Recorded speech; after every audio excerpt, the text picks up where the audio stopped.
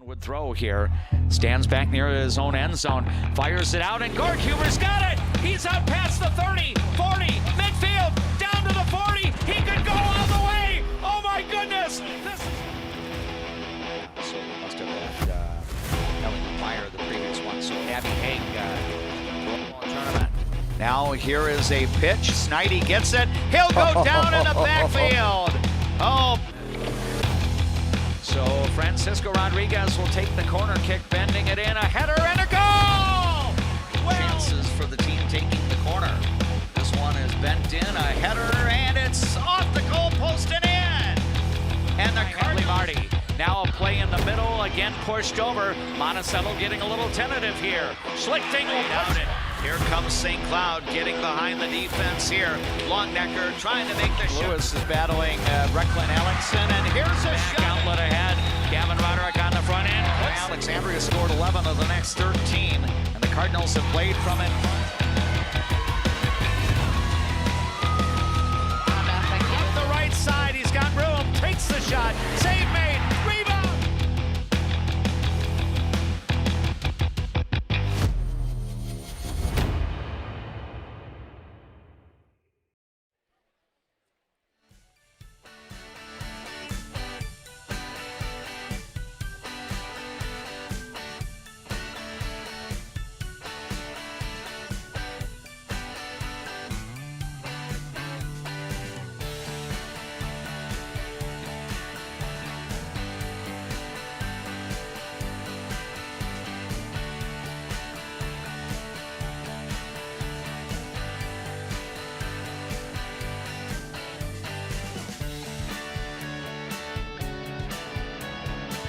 And we come to you today from Otter Tail Country, not necessarily Fergus Falls, but on the northeast edge of Otter Tail County, specifically the community of Perham, Minnesota, where it's the one-day Section 8 AA team wrestling tournament. All 11 teams in the section are gathering at Perham. Some of the competition will be going on in the venue that we're broadcasting from, Prairie Wind Middle School in Perham. And then other matches will be going on in the main gymnasium, which is affectionately known as the Hive, being that Perham High School's nickname is the Yellow Jackets. Alexandria and Fergus Falls are two of the 6 teams competing in the opening round of the Section 8 AA team tournament. For these 2 teams and the other 4 that are competing in first-round matches, they have to go 4 for 4 on the day in order to win a section championship. All of the other teams that are seeded 5th or higher need to go 3-0 on the day to win a section championship. Welcome to our broadcast of Alexandria Cardinal Wrestling as we come to you on our platforms, including Leighton Media, KXRA Radio, and also the video streaming through the Voice of Alexandria streaming channel on YouTube. We welcome you to our coverage today from Perham, Minnesota. I anticipate that we're going to be spending a good part of our afternoon, and depending on the success of the Cardinals, maybe going into the early evening as well. Jackson is our KXRA radio studio engineer. He is back at Master Control at KXRA in downtown Alexandria. And the group of guys that is bringing you the coverage here from Perham today include our videographer, JP Boline, my broadcast partner, longtime Alexandria Cardinal wrestling coach and Alexandria Cardinal alumnus Tom Ellison, and myself, Dave McClurg. And Tom, it's great to be reconnecting with you. It's kind of like back in the old days, if you will, when you were head coach of the Alexandria Cardinals, because I believe most of the years the section tournament was actually a one-day event. Right, yeah, it was always a one-day event, and that was when we were in AAA, and we had a number of teams that would allow us to do that. You know, sometimes if you get 12 teams, there is a possibility that a team would have to wrestle 5 times, and that's not advised to do. So now we're in a situation where, yeah, like you already mentioned, the Cardinals will have to go 4-0 on the day to get a section championship. But you know what? I think they're ready to go. They look good.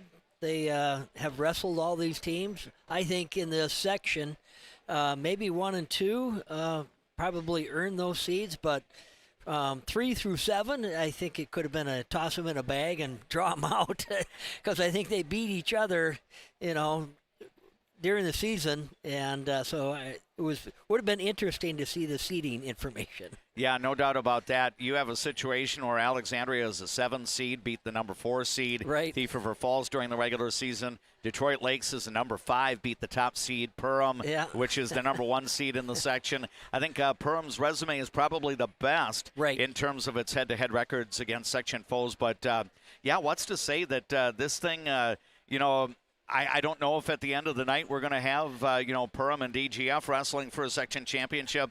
I'm sure the Alexandria Cardinals would like to upset that apple cart because potentially the winner of the Otters-Cardinals match does meet DGF in the next round. Right, yeah, and their match during the season, early in the season, Alec against DGF, it was a very close match, and there was one match in there that I think it involved Luke Kelly, where he was almost near scoring a takedown late in the match, but ended up losing that, which by pin, which is a 9-point swing, and it was a 38-30 loss. So if you look at that and say, well, if Luke gets that takedown, wins that match, well, Alec would have beaten DGF during the year. So, and that happened also down at Minnewaska when we did the Minnewaska match. There was a couple matches there that got away from the Cardinals, and that was a very narrow victory for the Lakers down there. So anything can happen, I guess. Yep, it should be fun, and we look forward to bringing you the coverage, whether it be one duel or multiple duels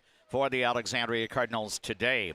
As you watch on the YouTube channel, the Alexandria and Fergus Falls wrestlers are warming up on the red mat right now, the one that does say Detroit Lakes. You also have a second mat. In essence, this would be, I think, the South mat. That's the black mat, and United Clay Park Rapids and Pequot Lakes Pine River Bacchus will be wrestling on that mat. You're going to have 2 matches going on simultaneously. But we look forward to bringing you the coverage. Again, thanks to all of the boosters of our Alexandria Cardinal sports programming that helped to make it possible. Big thank you to Jutna Motors for presenting our pre-match coverage. We'll take our first break here. When we return to Perham in just a couple of minutes, you'll hear my conversation with Alden Struken, the head coach of the Alexandria wrestling team, after this timeout. At ALP Utilities, we're proud to be a community-owned public power and water utility. That means local decisions, reliable service, and reinvesting in Alexandria. From classrooms to sidelines, we're proud to be a part of the moments that bring our community together. What's your number? We drove 25 miles to get a great deal at Quality Toyota. I drove 7 miles to get a great deal from Quality Toyota. Quality Toyota! Hi, I'm Dr. Emma. And I'm Dr. AJ. We're the dentists at the Alexandria Dental Clinic, where advanced care meets a family-first approach. From cosmetic dentistry and Invisalign to restorative work and pediatric care. Alexandria Dental Clinic, your smile's new best friend.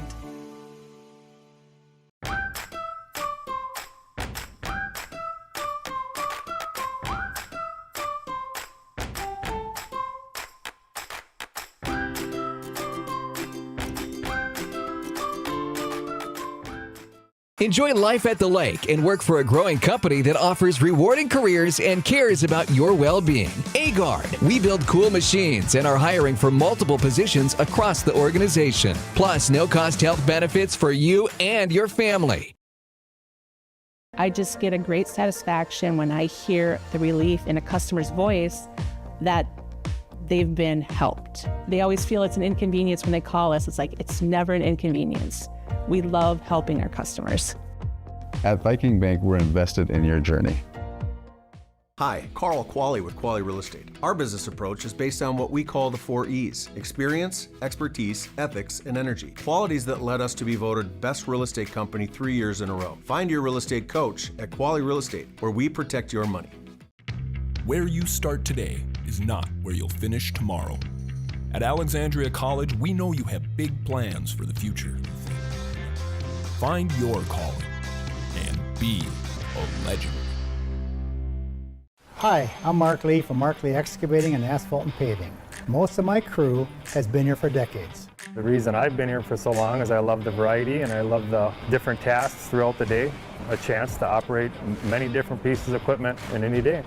Working here, I definitely like working with the crew. The guys are involved in training you and definitely help developing you as a person. If I was looking for a place of employment, I would definitely apply here. Give me a call and visit my website because we're hiring and I want to talk to you about your next career with us. Getting in and out of the pharmacy is easy with Trum Drug's app, RX Local. Download the app, choose Trum Drug as your pharmacy, use it for medication refills and reminders. Trum Drug, locally owned, locally loved. I'm a nurse at heart. I mean, I went into this to take care of other people. What we say as nurses and as teammates matters here. Come on over, you'll love it. You will get to experience so many things and help many people. Pre-match show, we've got afternoon wrestling coming your way. All of the Section 8AA team wrestling tournament is taking place in one location. That's at Perham High School and then the adjacent middle school. So the city of Perham is definitely a hotbed for wrestling in Section 8AA today. Our pre-match coaches' comments are being brought to you by Alamere Health. And joining us right now is the head coach of the Alexandria wrestling team, Alden Strukin. Alden, I know that the team concluded the regular season last Friday by hosting both Pequot Lakes Pine River Bacchus and the Perham Yellow Jackets as part of a triangular that ended up taking place in Alexandria due to some facilities issues up here in Perham. But what did you see in the two duels against opponents that are common in your section? Perham was the favorite coming into the season, I think, on paper, and Pequot Lakes had a really good season as well. So I knew both of those dual meets were going to be really tough, and they were within the section, so we really wanted to get that rescheduled and had it at Discovery Middle School. And a lot of great matchups within those duels, and we were able to take away some technical things to try to work on and improve for this section team tournament. So. Now, I believe with the way the section bracket goes, the only opportunity you would have to face Pequot Lakes Pine River Bacchus again would be if the road crew and Alexandria win these first round matches today, but or actually it would be later on. I think you'd have to win the quarterfinal match, both you and the road crew. But what turned out to be the difference ultimately with the road crew winning by one? They had a really good start in that dual meet. They got some bonus points in those lower weight classes, and obviously up top we struggle a little bit not having a 215 and a heavyweight, and having Jacob Lewin or Hudson Marty sometimes cover those 215s. But there was just a lot of good battles within it. We knew it was going to come down to the wire and needed some things to go our way, and they just didn't happen in that dual meet. So. But again, it took away a lot of technical things from that dual meet that we were just trying to improve on, whether we see them again or not, just areas to improve. Of course, some of your individual wrestlers might be facing some of the Pequot Lakes Pine River Bacchus wrestlers next weekend during the individual part of the section tournament, which we will talk about before we wrap up this conversation. How strong did Perham look when you had the opportunity to match up against the Yellow Jackets head-to-head? Real strong. They came out ready to wrestle, and they have a lot of wrestlers with great pedigree, and so there were some good battles in there, and I think they set the tone pretty early in the first period in a lot of matches where it's like sometimes your best defense is a good offense, and we needed to push the pace and create the action, and so I think moving forward, if we get to see them again, whether it's team or individual, that's a big change that we need to make is the belief and confidence and setting the tone early with controlling ties and things of that nature. Alden, your team ended up putting together a dual meet schedule that was 32 matches overall, and that's a really solid number in terms of a lot of dual meets. I know some wrestling teams may go more with the individual tournaments and then, a few dual meets here and there, but how did you feel about going 19-13 during the regular season? Pretty happy with it. There's always some dual meets like, I wish we could do that one again because it came down to the wire and some things didn't work out, but I really enjoy, and I think it benefits the kids on our team to do as many team event dual meet situations like that as we can throughout the season, where they're all on mat side cheering for each other. Sometimes at big individual tournaments, everybody gets spread out, necessarily to even see each other wrestle, let alone support and cheer and things of that nature. So the kids really seem to enjoy it, and we enjoy it coaching. So a lot of great dual meets this year that we had, we have 13 weight classes and we really don't have a 215 or a true 215 or heavyweight. There's really 11 matches we're looking at. And when I go into a dual meet, I try to find 7 for sure wins out of those 13. And really, in all these dual meets that we've had, that really makes it impressive to have 19 wins is we were able to find 7 wins in a lot of dual meets really out of just 11 matches that are wrestled. So really happy with how the kids have performed and excited about the wrestling today. I know we talked a little bit before starting up the interview that as you go through the dual meet schedule, whether it's 1, 2, 3, or 4 duels today, that 285-pound weight class is going to remain open. Should the situation merit that you have the opportunity to put somebody out on the mat at 215, are you looking at one of 2 possible wrestlers that could fill that spot? Yeah, it would be Jacob Lewin or Hudson Marty. They're both going to be weighing in at 189. And in fact, they're light 189 pounders. They barely break the 180 mark for that weight class. So, as the season went on this year, it was like, man, putting them out against a full 215 pounder, they have injury risk there. So we were really selective about when we could actually use them. And I think there might be an opportunity or 2 in this section tournament to have Jacob or Hudson go out there and perform at that weight class if needed. The bracketing for the Section 8 AA team tournament was completed after your team wrestled both Pequot Lakes, Pine River Bacchus, and Perham. The Yellow Jackets did get the number 1 seed. I think the teams that are automatically into the quarterfinals for being seeded 5th or higher are Perham, DGF, Minnewaska area, Thief River Falls, and Detroit Lakes. And then the other 6 teams, including your Cardinals, are wrestling right away at 2 o'clock this afternoon. Did the bracket come out the way you anticipated, Alden, or were there a surprise or 2 along the way? Well, it kind of did. Right towards the end there, when there were some final dual meets that last week of the season, it pretty much came out how I thought it was gonna. Perham has a loss to Detroit Lakes, right? And there's a lot of teams I shouldn't say a lot, but there's a few teams in the section that beat Detroit Lakes. I think Detroit Lakes ended up having 3 losses during the season within our section. And so the top 6 or 7 teams all, have kind of been in the mix. And I think on paper, Perham probably has the strongest team, but really whoever is healthy and wrestling at their best, I think is capable of making the section championship and potentially winning it. So a lot of even teams, a lot of close dual meet scores, 33, 32, 31, 34. We lost to DGF, who was the number 2 seed. We lost to them 38-30. So we're excited about that potential opportunity and trying to make something happen here.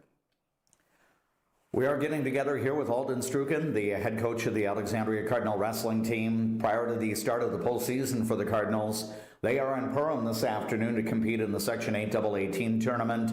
We look forward to bringing you the broadcast coverage on our platforms, including Layton Media, KXRA Radio, and also the live video streaming on our YouTube channel. Now, Fergus Falls is the opponent for Alexandria to start today. Obviously, Alden, your Cardinals face the Otters every year as part of the Central Lakes Conference schedule. I think this year's meeting took place in Cold Spring when Rocori hosted a triangular back in January. What do you recall about that head-to-head duel? It was a pretty dominant win for us. I believe we won every single match that was wrestled except for the top 2 weight classes where we forfeited. So we had a really good night, but I also know that they had 3 very good wrestlers that did not wrestle that night. So I think they're going to have a little bit different lineup. It's probably going to be a little bit closer dual score than it was in Cold Spring that night. But super excited to wrestle the Otters again. Adam Schlepp is their head coach, and he does a great job preparing those guys. So we're excited about this matchup with Fergus. And then obviously the winner of the Otters-Cardinals matchup moves on to face Dilworth-Glyndon-Felton in the section quarterfinal round. DGF is one of those 5 teams that won't play or compete until later on in the afternoon. But I think you referenced it earlier. Alexandria actually had a highly competitive match with the Rebels. I think that was first part of the year, sometime before Christmas, but has a lot of wrestling and maybe too much wrestling taken place to consider the outcome of that duel back in December? Yeah, for sure. I think this one's really gonna. We've got our our weight classes where we're a clear favorite, and they've got their weight classes where they're a clear favorite, and there's I would say 3 or 4 kind of toss-up matches in this dual meet, and some of the matchups are going to be different than we had back in December when we wrestled them, but there's kind of a unique situation where the gym lights went out in Luke Kelly's match against DGF, and it was in a situation where we were about to score, and anyway, it was just, whoa, never seen something like that before, where the match gets stopped because somebody bumped the light switch. But anyway, we're hoping to keep the lights on the whole time against DGF and flip the script a little bit there. I know it's going to be a very tall challenge for any of the teams that have to wrestle in the first round. As I mentioned, I think yesterday during my late afternoon Cardinal Sports Report, for Alexandria or Fergus or any one of the other teams that's competing right away in the first round, you have to get 4 dual meet victories, whereas if you're Detroit Lakes or Thief River, you know, and those 3 highest seeds, 3 wins are required to get on to state. But you talked a little bit about some really competitive balance among some of these teams in the middle part of the bracket, maybe even toward the lower end. Do you think there's a possibility you could have a lower seed knock off a higher seed, whether it be round 1, round 2, or even semis? Yeah, I think there's the more obvious upsets are probably going to happen in the quarterfinals. Well, we're sure hoping for that anyway, I guess. But yeah, there's really the 2 through 7. It was like, whoa, these are really evenly matched teams, and so yeah, there's potential for a lot of that. You know, if there's any type of sickness or injury or somebody misses weight, you take one piece out of one of these teams' lineup, and that's a little tougher road. So. Regarding, keys or strategy for today, obviously you want to try to win the first one to have the opportunity to continue on in the afternoon. But what are some of the points that you make with your guys as they get ready to take the mat here? Well, I think at this point in the season, it's just the confidence, the belief in themselves, to trust their training and their preparation, try to keep all the positive thoughts in their head throughout the school day, and as we take the mat, so that you're firing on all cylinders and you're believing in yourself, and good things happen when you're offensive and have that belief. Alden, I know next weekend the Section 8AA individual wrestling tournament is one where you and your athletes won't have to make a road trip. It's going on at Alexandria Area High School. I want to say this is the second time since the school opened up a little more than a decade ago that Alexandria has been the host site for at least a portion of a section tournament. I think the previous time was up in Class AAA. But for those that plan on coming to Alexandria next week, how is the schedule going to be laid out in terms of what's going on Friday and then what will happen on Saturday? Well, we're going to put on a show, that's for sure, with the gym set up and the technology, and we're going to have plenty of mat space and bleachers pulled out on both sides. And Friday, early afternoon, teams start rolling in, and 4 o'clock, I believe, is when the wrestling actually starts on Friday. And we'll get a couple rounds of wrestling underway, and then I actually believe they go through the semifinals on Friday night. And then on Saturday, that's where memories are really made and opportunities for kids to make the state tournament by placing in the top 2 in their weight class. And so I know that the gym's going to be packed, and it's going to be really exciting. So, yeah. I know you'll probably be getting together with the other wrestling coaches for seeding the individual brackets in the days ahead, but do you have a feeling, Nolan Fettig, for example, has had a tremendous year for Alexandria. I would think in the weight bracket that he's going to be in, if he's not a number 1 seed, he's got to be very close, maybe a number 2. But are there some other athletes for Alexandria that you think could get a 1, 2, or a 3 seed? Yeah, it's hard to know for sure at this point how that's going to shake out. A lot of wrestling's happened within the section, but unfortunately, some of those matchups happen up at a different weight class when you jostle your lineup, and then you put these wrestlers all in the same weight group, and you got kids with really good records, but they just haven't seen some of the top wrestlers in that bracket. So it's hard to know for sure how many 1 or 2 seeds or even 3 seeds you're going to have. But I know that we've got a really competitive group, some great leadership, and I'm excited to see how that shakes out and how we can finish.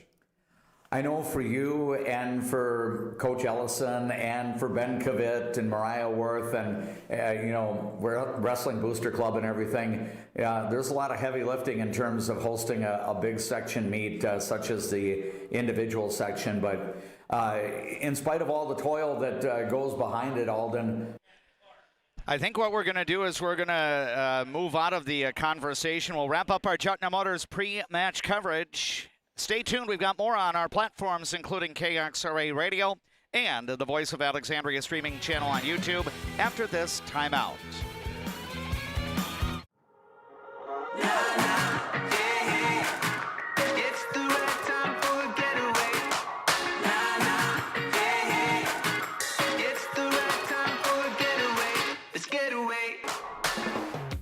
A broken tooth? Fixed in one appointment? Yes, we do that at Dental Health Associates with our CIRAC crowns. We'll fix your tooth in one appointment, which means less time off work, less time away from your family, and more convenience for you. You're in and out in one visit. Get great service at Alexandria Motors. Serving your family for generations and generations to come. Stop in for a great deal on your next vehicle. Alexandria Motors. One low price, plain and simple, always. Better water starts with EcoWater. Get started today and discover EcoWater's products and expertise for the perfect solution. Visit WeFixWaterMN.com with offices in Alexandria, Fergus Falls, Glenwood, and Morris. Who do you turn to if you or a loved one is experiencing a mental health crisis? We're here. Region 4 South Mobile Crisis Team will come to you by calling 701-364-0431. When you come to Fat Daddy's Bar and Grill, you can count on great food, over 30 beers on tap, and a creative drink menu. Come join us today at Fat Daddy's Bar and Grill in Alexandria.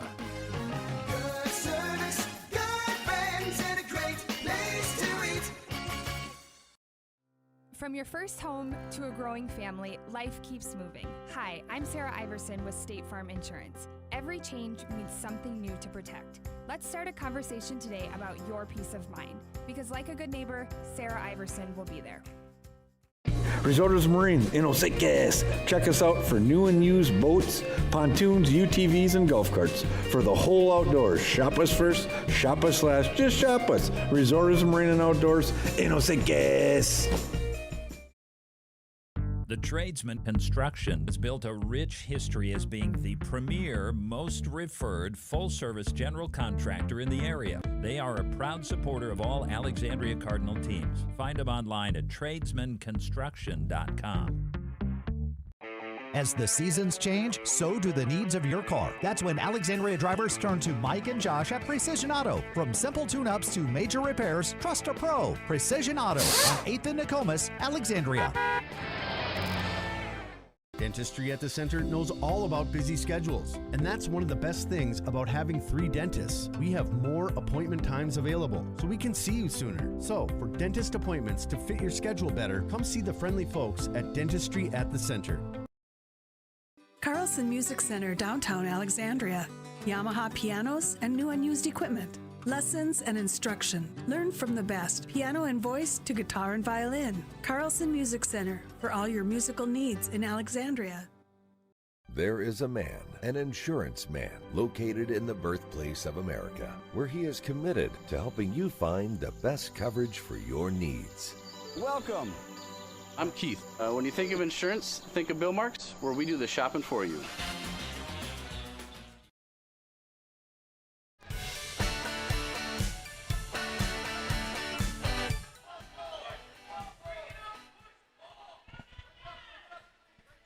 We welcome you back to Perham, Minnesota, and Alexandria Cardinal Wrestling in the Section 8 AA Team Tournament is on the air as you listen on People Radio, KXRA Alexandria, 1490 AM, 100.3 FM, and 105.7 FM.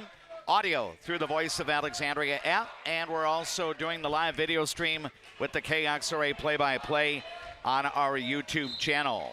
Along with our videographer, JP Boline, and my broadcast partner, Tom Ellison, I am Dave McClurg. We are getting the match of the 114-pound bout underway.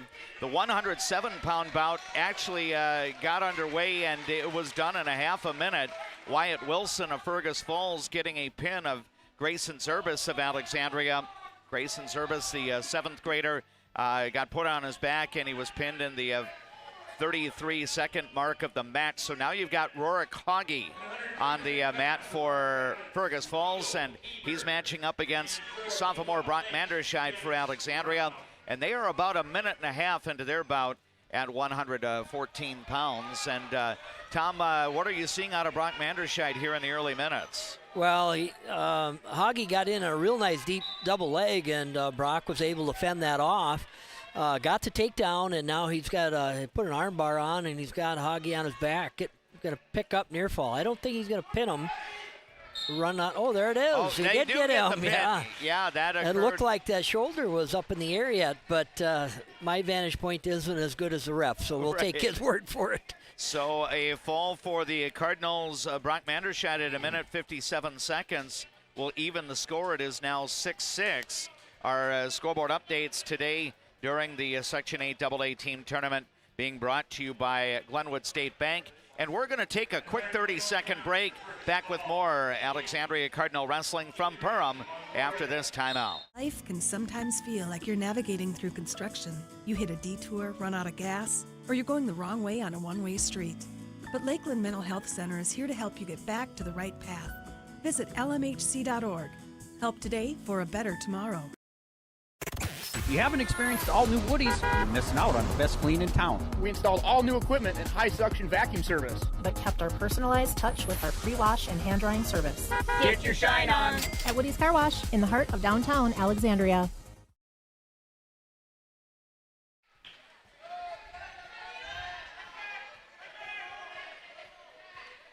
The Alexandria Cardinals and Fergus Falls in the Section 8 AA Team Wrestling Tournament. The bout at 121 pounds is now underway.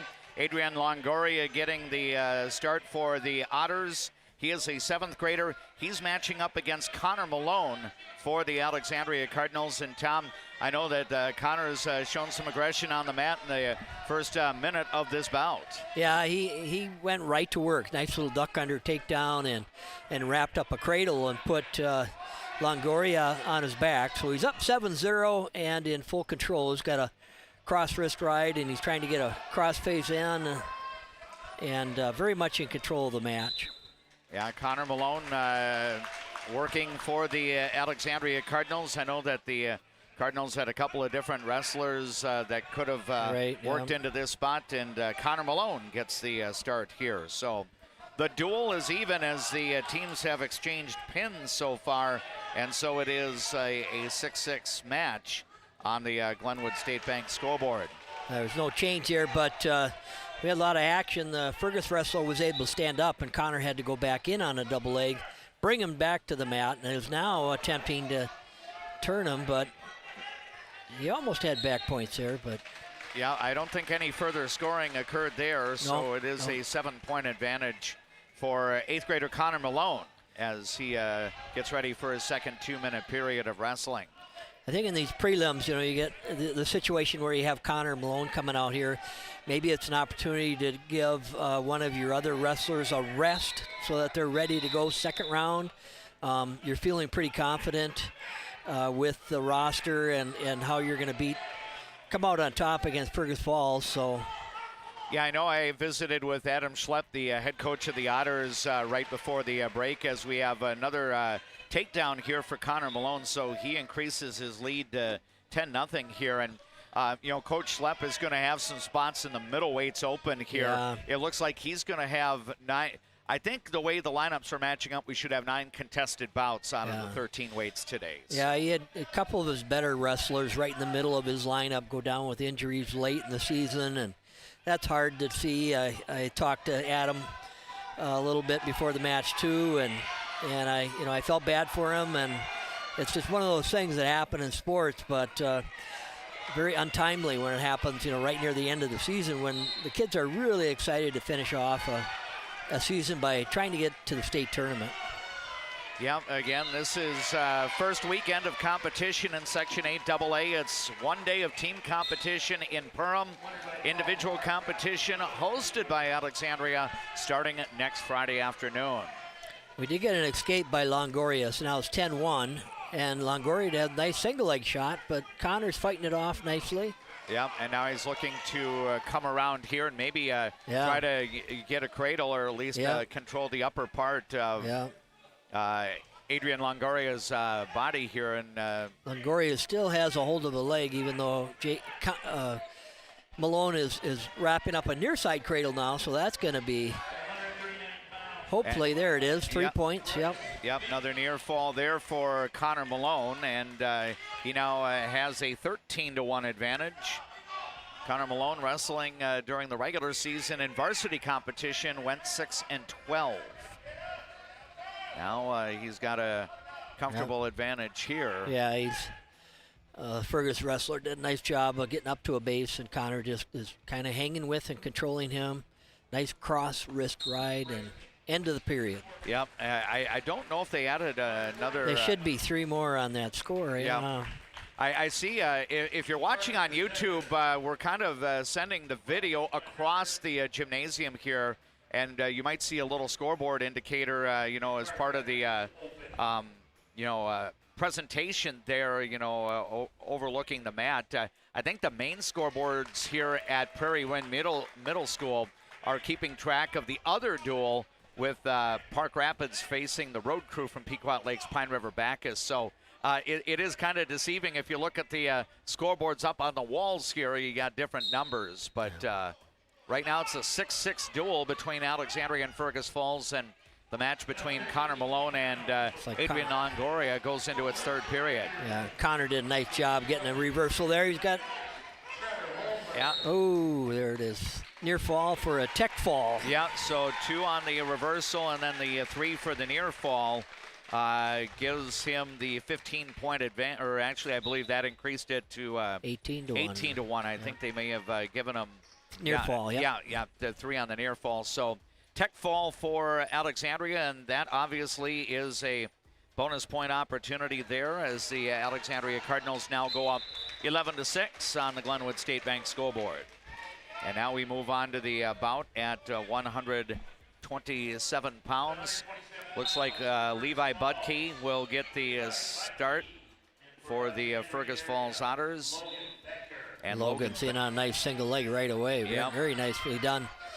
Yep, so he's off to an early start here. Now kind of lost control of things, and now we're yeah, and now he's gonna Budke trying to do a little elevator move, but that didn't work. Logan was able to drop his hips and stop the momentum and got the takedown.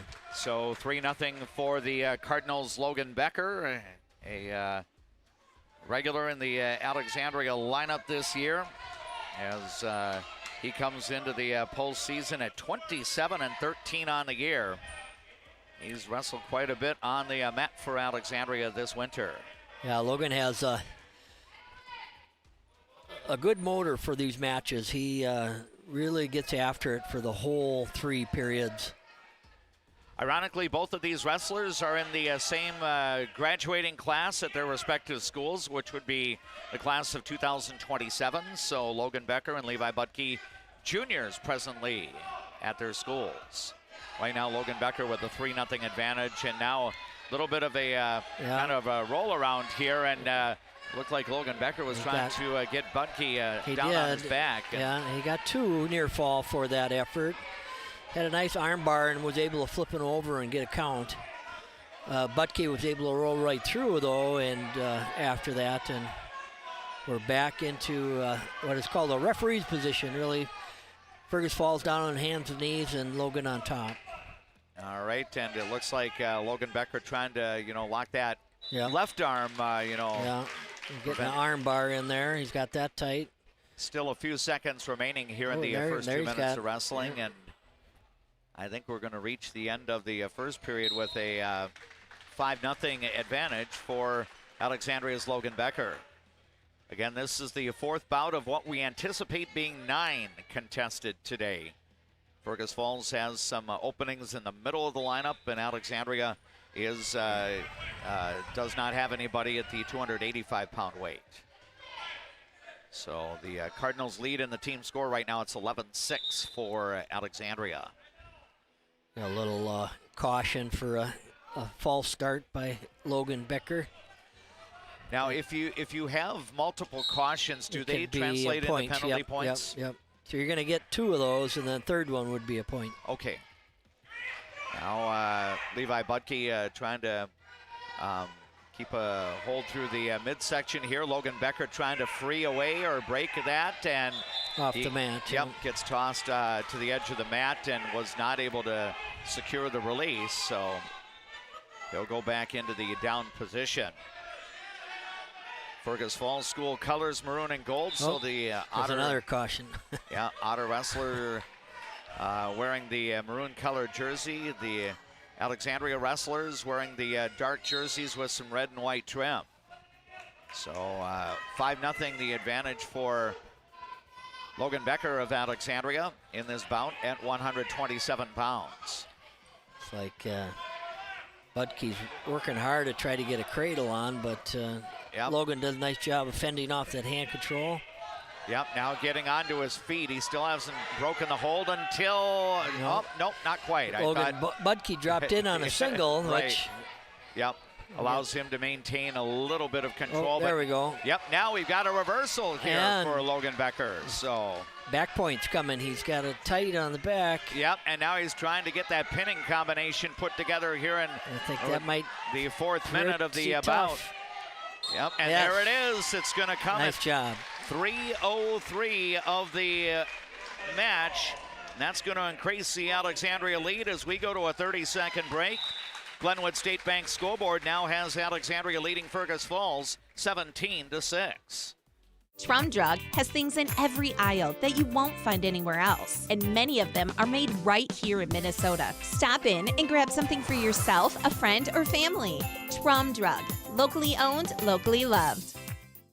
A successful win isn't about the score, it's about what you put into the game. If a successful win matters to you on the purchase or sale of your property, hard work matters to me. Todd Whiting, Century 21, 766-2200.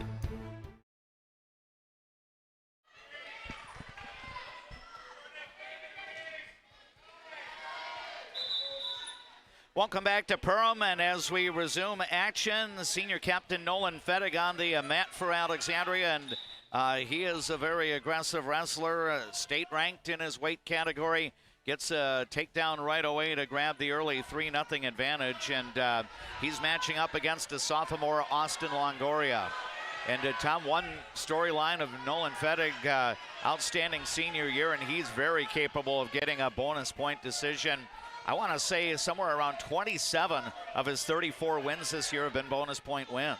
Yeah, he's very active and very technically sound. That first takedown he got right off the whistle was a low single. He came up to his feet so quick, I don't think Austin Longoria had any way to defend that off. So now he decided to release him and go for another takedown. Yep, so 3-1 the advantage here for the Cardinals' all-time winningest wrestler, senior Nolan Fettig.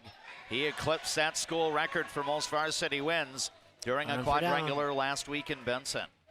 So now he's going to try. Takedown. Yep, he gets another takedown to increase his lead. So 6-1 now the score for Alexandria's Nolan Fettig. And now he's... Did a little... Yep, trying to... Roll through tilt, and he's getting back points here. Right, so he's going to increase on that advantage. And right now, a 5-point lead for Nolan Fettig with some additional back points forthcoming here. Kind of doing a ride on the Otters wrestler Austin Longoria at the moment. Still has about 10 seconds to try to maneuver to maybe get some additional points. He's going to try to get the shoulder blades down on the mat. He's close. I would say that's it. But yeah. Oh, time runs out. Yeah. Oh, otherwise, Nolan Fettig might have gotten that first period pin for Alexandria.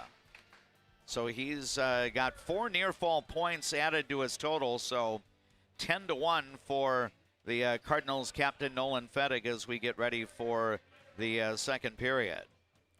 I think a decision to take top here is to try and make sure he gets a turn and a pin instead of going on his feet, or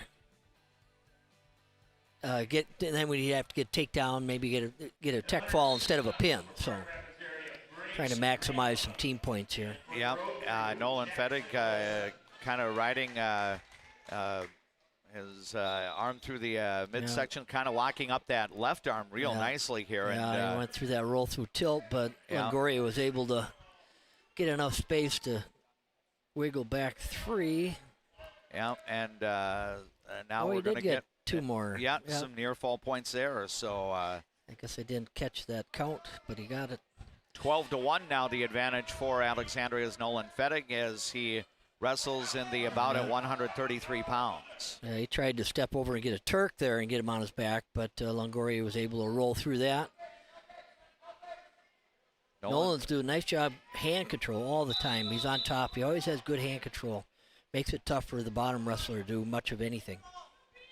Yep, Austin Longoria, the sophomore for Fergus Falls, matching up against senior captain Nolan Fettig. Nolan 34-4 entering the Section 8AA tournament, trying to get back to state individually here in 2026. He's got near fall points coming, which was given him a tech fall. Yep, so the 4 on the tech fall there increases the lead to 16-1. So that will be 5 additional team points for the Alexandria Cardinals. And so that increases the lead. It's now 21-6 for the Alexandria Cardinals. Alexandria has now won 4 consecutive bouts after Wyatt Wilson of Fergus Falls was able to get a pin of Grayson Zerbis. Now Jacob Froning will get to the mat for the Fergus Falls Honors. Conway Bruns, an 8th grader, now will be on the mat for the Alexandria Cardinals. I think it was when we were down in Minnewaska back in January, we saw one of the early varsity duels for Conway Bruns, and he wrestled quite well that night. Yes, he did, yeah. He's up-and-coming athlete for the Cardinal program, you know, an 8th grader, and he does a lot of nice things on the mat and stays in great position all the time. Seems to have some really good strength as an 8th grader. You know, it's a little bit out of the norm. Sometimes the 8th grade kids that come out and wrestle, they don't have the strength to match their opponent in a varsity competition, but Conway is ahead of the curve there. And the early points go to the senior, Jacob Froning, for the Fergus Falls Otters, as he's able to get a takedown, and then Conway Bruns is able to escape. So 3-1 now the count for Jacob Froning. No, yeah. Yep, and now Conway's goes in nice for a fireman's shot. carry. He's got a takedown off that. Yeah, and he'll get 3 points, so he'll go on top. Back points. Yep, now trying to... I don't know if he counted. No. Yep, and right now that left arm of Jacob Froning being barred here by Conway Bruns, trying to tilt him over onto Froning's back. He's got a nice arm bar, trying to get the other far wrist. This is a... Oh, now he's got a double-double. We got both arm bars in. Yep, so he's... they I think they potentially stopped. Dangerous, yeah. Yep, so 4-3 is the advantage for Alexandria's Conway Bruns, wrestling at 139 pounds. Along our platforms, I believe we're going to go to a break once this bout is done. I believe the 145-pound match, Fergus Falls has an opening there. So when Conway Bruns and Jacob Froning are done wrestling, then we'll take another break. So an escape here for Jacob Froning, and that's going to even the score at 4-4. And now Froning trying to go in for a late takedown, and I think he got it right at the end of the first period. And sometimes I think, Tom, when you have as much experience as someone like Jacob Froning does, that's a senior move, if you will. Yes, it is. Yeah, that's a little mat savvy right there, knowing that there's run out of time, and if you can capitalize on some points, really helps. So 7-4 now the advantage for Jacob Froning as we go into the second 2 minutes of the match. This is the bout at 139 pounds. Tom Ellison, Dave McClurg, our videographer J.P. Boleen, all on hand from Prairie Wind Middle School in Perham as the Section A AA Team Wrestling Tournament is going on today. 3 first-round matches right now, including 2 in this gymnasium. And right now, Pequot Lakes Pine River Bacchus, I believe, has a lead over Park Rapids 29-12. That's the 6 versus 11 in this first round. Here, Conway Bruns started in the up position for the second period, but so far, Jacob Froning has been pretty defensive, has been unyielding in terms of not allowing Bruns to do any work up top. I think Conway's trying to work on a cross wrist ride and get his tipped over on his back there. There's points. Yep, Yep. and yep, got a 1 count. But yeah, not quite oh, enough. he did get 2 points. He's All got right. 2 showing. Yeah, so now let's see, what are we going to get just the 2 on the near fall? Or? I think so, yeah. Yep, 2 for the near fall for Conway Bruns to make it a 7-6 advantage. And now Conway Bruns trying to get Jacob Froning on his back here. And now Froning tried to kind of sit and roll through, and now Bruns goes up top here, kind of doing a ride, and he's trying to hit a cross face there, and he's got good wrist control, and he's keeping Jacob Froning's head down, which makes it tough for Jacob to try and score. Yeah, and we're down to the final 10 seconds of this 2-minute period. And I believe a potentially dangerous hold was noted there. And now I think Adam Schlepp wants to come over and have an explanation from the official that's working the duel here. So 6 seconds remain in the second 2 minutes of wrestling. So close to 4 minutes completed in this bout at 1:39. Alexandria 8th grader Conway Bruns is matching up against Jacob Froning, a senior for the Fergus Falls Otters. And right now it's a 1-point lead for Jacob Froning at 7-6. So now the conference between Coach Schlepp and the official is done. And now we have a caution here. I think that's Conway, I think. Yeah, the third caution, but I think it's the first on Conway. Right, so. yeah. So now, now we got points happening at the end of the period again by. Oh no, not quite. I think time ran out, and much to the chagrin of, I think, no further scoring. So it's 7-6 for the Otters. Jacob Froning as the third 2 minutes of wrestling will go underway. I think Conway Bruns wanted to be down here, so he's going to try to get up on his feet and make it a 7-7 game. He does exactly that. Yep. So now it's which one's going to be the aggressor here and get that 3-point takedown to reassume the lead. And right now the 2 wrestlers on their feet. Conway Bruns kind of doing collar ties and hanging on to each other's elbows, so it's tough to score from that position. Right. Got to try and loosen up and create space. Yep, we've got about 90 seconds remaining in regulation time here in this bout at 1:39. And now Conway Bruns goes in for the single carry. Yep. And kind of looking to complete that, and so far not quite. Caleb Froning's trying to climb over the top. Looks like he might be getting close to doing that. Yeah, and he is going to get the 3 points. Jacob Froning will get the 3-point advantage there, so it's 10-7 now for the Otters wrestler Jacob Froning. Conway's trying to sneak out the back, and he's come out enough, but he hasn't cleared to get any points. Right now we're down to the final 45 seconds of this bout at 139 pounds, and now I believe 2 on a reversal for Bruns, so 10-9 the score, and now an escape. So Conway let him go, obviously, to get that fireman's carry going again, to get that takedown. He's got the arm he wants. Yeah, can he get the takedown? He's going in for the shot here, and that's going to do it if he gets it.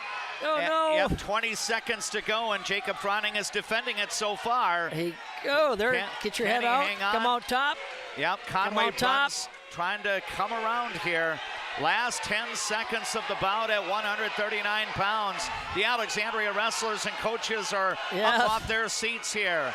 And Conway Bruns trying to come around. There it is. And they do give him.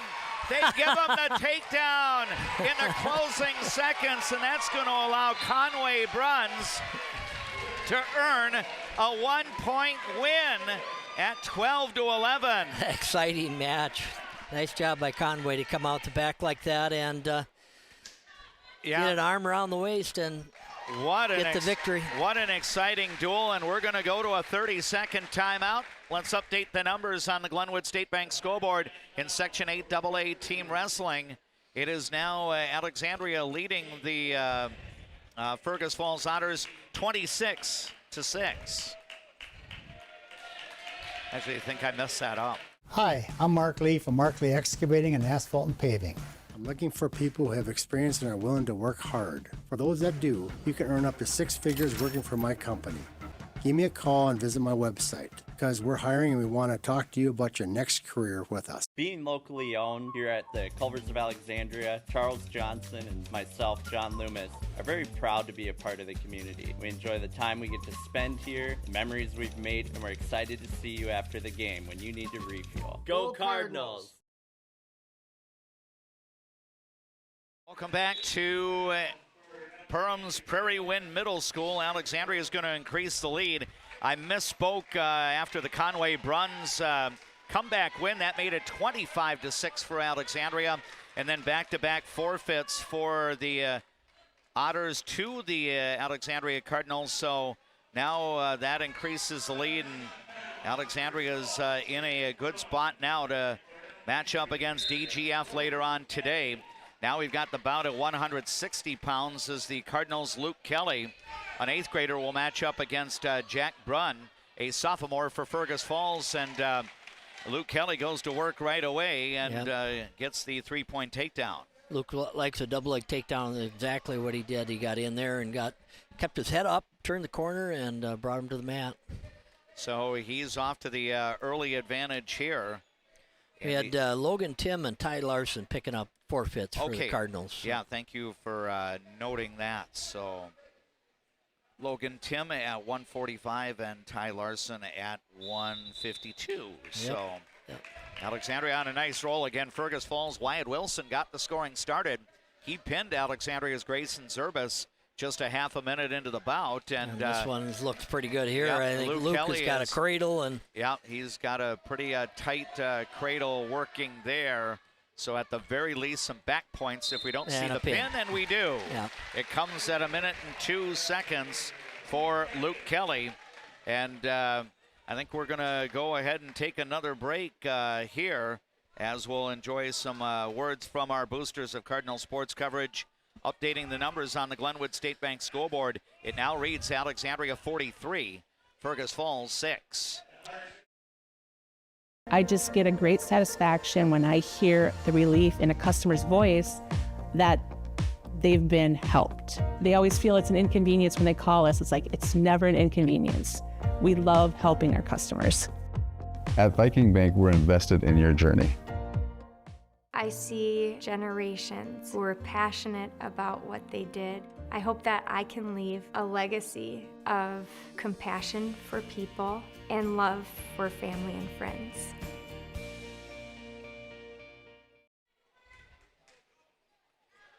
We welcome you back to Prairie Wind Middle School in Perham as we continue with our live broadcast coverage of Section 8 AA Team Wrestling.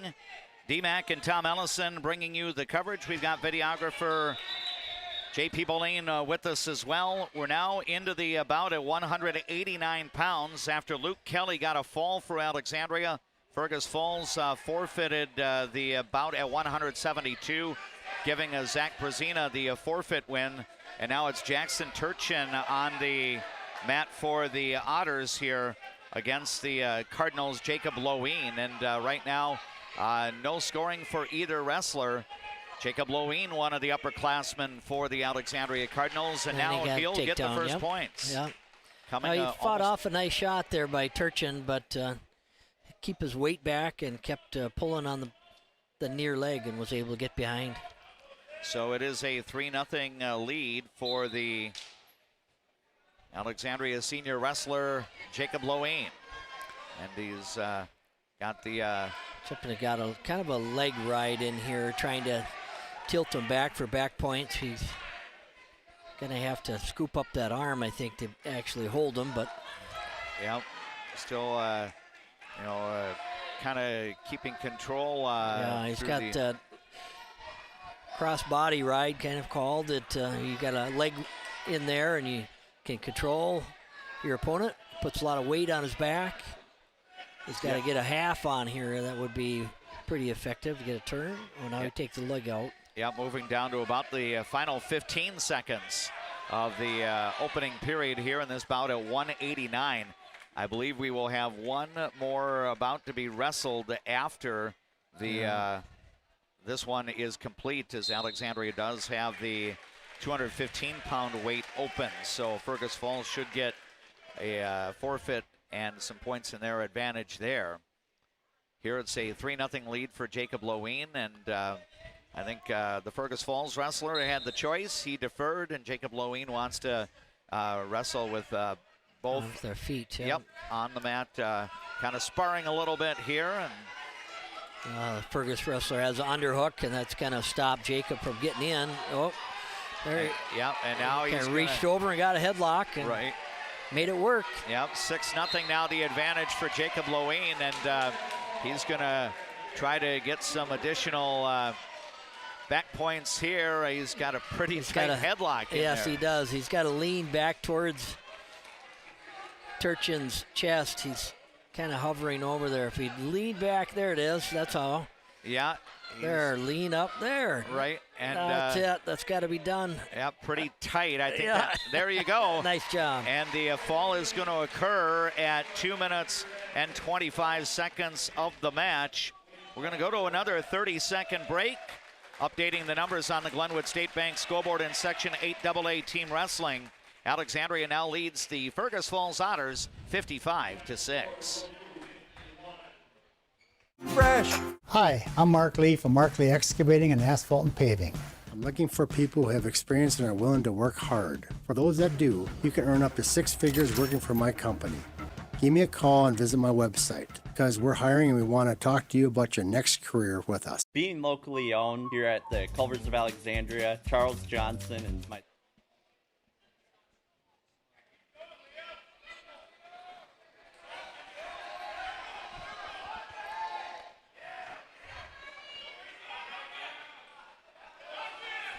We now move into the upper weights toward the top of the lineup. We anticipate that this will be the last bout of the duel between the Cardinals and the Otters, with Alexandria having the dual meet in hand, leading 55-6.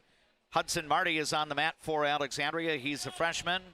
He and both he and Jacob Loewen weighed in at 189, but Coach Alden Struken bumping up Hudson Marty to 215 to match up against Leopold Ashley, a junior wrestler for the Fergus Falls Otters. And, it looks like both of these gentlemen have some bulk here, Tom. Yeah, Leopold looks like he's really kind of a headhunter, which, he's looking for a headlock or some type of throw. He's really working hard on the upper arms, upper shoulders, trying to lock those up. Nice double leg takedown by Hudson. Yep, and he gets the takedown and the points there. Hudson Marty 17 and 19 coming into the postseason here, so he's got the early advantage, and then Leopold Ashley is able to escape, so might be a situation here. I don't know if we go 3 for 1 necessarily, but where you allow the opponent to escape and then you try to work on some of your moves. Yeah. Another takedown in this period would really be good for Hudson. Yep, he's got about 20 seconds with which to work to try to record another takedown here. I think there it is. Yep, yeah, he's going for the double, and he gets it. Yeah, you could see him measuring his shot there. He's waiting for an opportunity to get underneath the hands defense, and when that opened up, he was able to get in and get it done. And I think he's going to end the first period with the 5-point advantage. Tom, I know that things have come really in rapid fire. I want to go back a little bit earlier. get your thoughts. Conway Brunn's comeback win, should we make that the Culver's play of the match? Yeah, that's definitely. I mean, literally a last-second win for Conway Bruns over a very good wrestler from Fergus Falls, senior Jacob Froning. So we congratulate 8th grader Conway Bruns on recording the Culver's play of the match. Double leg drive through. Yeah, and he is able to complete that right at the edge of the mat there. So 9-1 now the score for Hudson Marty of Alexandria. This will be the last opportunity for the Cardinals to secure team points. They already have the dual meet in hand. I believe the road crew from Pequot Lakes Pine River Bacchus has won its duel against Park Rapids area. I don't think we would be necessarily waiting until 3:30 to start the next round if the athletes are in the gymnasium, and I know they had weigh-ins earlier. We'll try to, keep things moving along. The first 2 rounds have competition in both gymnasiums. We're not that very far for a walk down the hallway, basically to the Hive here at Perham High School, and then the middle school gym is also being used for 2 matches right at the moment. Hudson Marty of Alexandria has the 9-1 advantage as we're in the second 2 minutes of wrestling. We're about to go into minute number 4. Leopold Ashley was trying to get on his feet to secure an escape, but Hudson Marty brought him back down to the mat and now is locking up that left arm and trying to maybe bring Ashley onto his back, but Leopold Ashley again did a nice job of getting back to his base, but and then Hudson brought him right back down. That single leg held by Hudson Marty to make sure that the escape was not completed. The 2 wrestlers get to the edge of the mat, and it is still a 9-1 advantage for Alexandria freshman Hudson Marty. 17 victories on the season coming in. Alexandria will have the opportunity to wrestle again.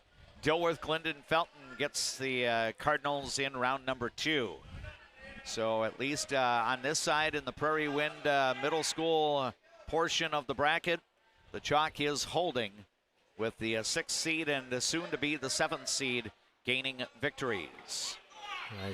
Hudson's got a nice arm bar. There it is. Yep, and now he's, good roll through there by Leopold Ashley. And I thought Hudson Marty might put Ashley on his back, and then, good roll through by Leopold Ashley there to get the reversal there. So it's now 9-3 in favor of. I think Hudson had a nice arm bar, but lost control of the other arm. And when he tried to turn him, Leopold just rolled right through it.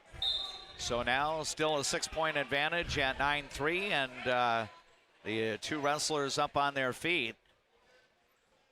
And nice double leg again. Yep, and there it is. It's pinned. Takedown. And he got the pin. That's going to come at 4 minutes and 14 seconds, and that will complete the scoring of this duel as Alexandria for the second time this year. And of course, Fergus Falls will be awarded a forfeit in the 285-pound bout. So that will make the final score 61-12 in favor of Alexandria. So Fergus won 1 bout on the mat and then won by forfeit later on, but Alexandria got triumphs in between. A lot of bonus point decisions for the Alexandria Cardinals, and Fergus Falls did forfeit 3 weights where Logan Tim, Ty Larson, and Zach Brazina were able to pick up the forfeit wins, and Alexandria cruises in the first round of the Section 8 AA team tournament. Final score on the Glenwood State Bank scoreboard has Alexandria defeating the Fergus Falls Otters 61-12. With the win, Alexandria gains victory number 20 in dual meets this year. Alexandria 20-13. Fergus Falls ended up wrestling 20 dual meets this year. The Otters won 3, and their final dual meet record in 2025-26 will stand at 3 wins and 17 defeats. For our studio engineer, Jackson, back at KXRA in Alexandria, I think what we're going to do is we're going to do the Eldon's Open. You can plug that in And then we'll feature that on the KXRA Radio Airways 30-second break on our YouTube channel as well. And then we'll have the mid-match report, again presented to you by Eldon's Fresh Foods of Alexandria. And we'll get rolling with that next. Fresh, family, locally loved. Eldon's Fresh Foods.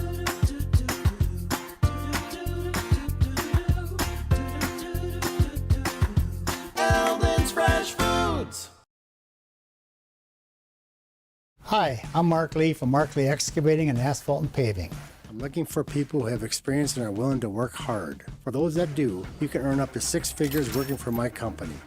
Give me a call and visit my website because we're hiring and we want to talk to you about your next career with us. Being locally owned here at the Culver's of Alexandria, Charles Johnson and myself, John Loomis, are very proud to be a part of the community. We enjoy the time we get to spend here, the memories we've made, and we're excited to see you after the game when you need to refuel. Go Cardinals!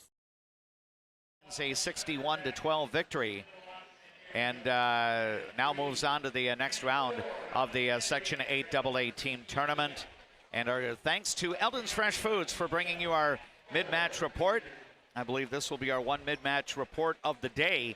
Should Alexandria go on to win a second dual meet of the day, I think what we'll do is the semifinal would then be covered in its entirety, and we would just work our way through the lineup. But on site, we've got our videographer, J.P. Boline. Tom Ellison is joining me as my broadcast partner for Alexandria Cardinal Wrestling. I know we've got a little bit of a time gap before we do have the section quarterfinals getting underway. I don't know if we'll wait all the way until 3:30. That's still 50 minutes away. But sometime in the 3 o'clock hour, we will have more Alexandria Cardinal Wrestling coming your way. For those of you listening to KXRA Radio anticipating the Mark Lee Van Camp and Robbins program, that is being preempted today due to our live coverage of Alexandria Wrestling in the Section 8 AA team tournament. And Alexandria ends up securing a total of, I believe, 8 victories on the mat out of the 9 contested bouts. The Cardinals received 3 forfeit wins. Fergus Falls received 1 forfeit victory. And all told, when the numbers add up at the end of the duel, Alexandria defeats Fergus Falls for a second time this year by a count of 61-12. And I think that was very similar to the regular season meeting when Alexandria and Fergus Falls wrestled against each other at Ricori High School. But Tom, outside of, unfortunately, my back timing was not very good for the end of our pre-match programming because Grayson Zerbis, he ended up only being on the mat for a half a minute. Wyatt Wilson, a fellow 7th grader, came out to wrestle Grayson Zerbis, and Wyatt got the fall in just 33 seconds. So Alexandria was in a hole at 6-0, but it did not take very long for the Cardinals to work their way out of that hole. Yeah, I kind of look at that match as like I make a good sandwich. We had, kind of plain white bread on the outside, a whole lot of good stuff on the inside. Fergus, they're 107 outcome, but I think the Cardinals came ready to go, and they were aggressive the whole match and looked for ways to, maximize their team points, and that kind of played out. Now, hopefully, they can carry that on against the Rebels of Dilworth-Glyndon-Felton and have another victory. Yeah, that would be fun. DGF is the number 2 seed in Section 8 AA. The Rebels have come into the postseason at 14-3. One of those was a 38-30 win over Alexandria back in the early part of December. I believe that was about 2 months ago. I want to say maybe the second week of the regular season, Alexandria matched up against DGF. But just kind of recapping in case you're joining us a little bit later, Alexandria's roll on the mat started with Brock Manderscheid getting a pin right before the end of the first period. His fall over Rorik Hoggy came at 157. That tied the team score. 8th grader Connor Malone was inserted into the lineup, and he got a nice victory over Adrian Longoria of Fergus Falls. The tech fall, I believe, 18 points to 1. And then Logan Becker came out, earned a fall, pinning Levi Budke of the Otters in 3 minutes and 3 seconds. State-ranked wrestler Nolan Fettig, job well done once again. I think he now has 35 victories in his senior year, and I think 28 of them are now bonus point decisions, and the majority of those are falls. 21 pins now for Nolan Fettig. He is 20-0 in records decided by falls, so he would get the pin. Actually, he would not get he actually got a technical fall as he worked his way into the second period of wrestling, and I think 16-1 was his margin of victory on that tech fall. But he's doing well in tech falls this year, now 4-0 in technical fall decisions. He's also 4-0 in major decisions. So the only wrestlers to have defeated Nolan Fettig this year have been able to do it by wrestling a full 6 minutes or more against the all-time winningest wrestler in the history of the Alexandria program. Conway Bruns came out, and this was a fun duel. This is one that went the full 6 minutes, and it was back and forth. I think Jacob Froning actually was up 7-1 after the first 2 minutes of wrestling, but Conway found a way, and ultimately it gets tight. And then as time's running out, I think Conway Bruns was able to get the necessary points to turn an 11-9 deficit into a 12-11 win.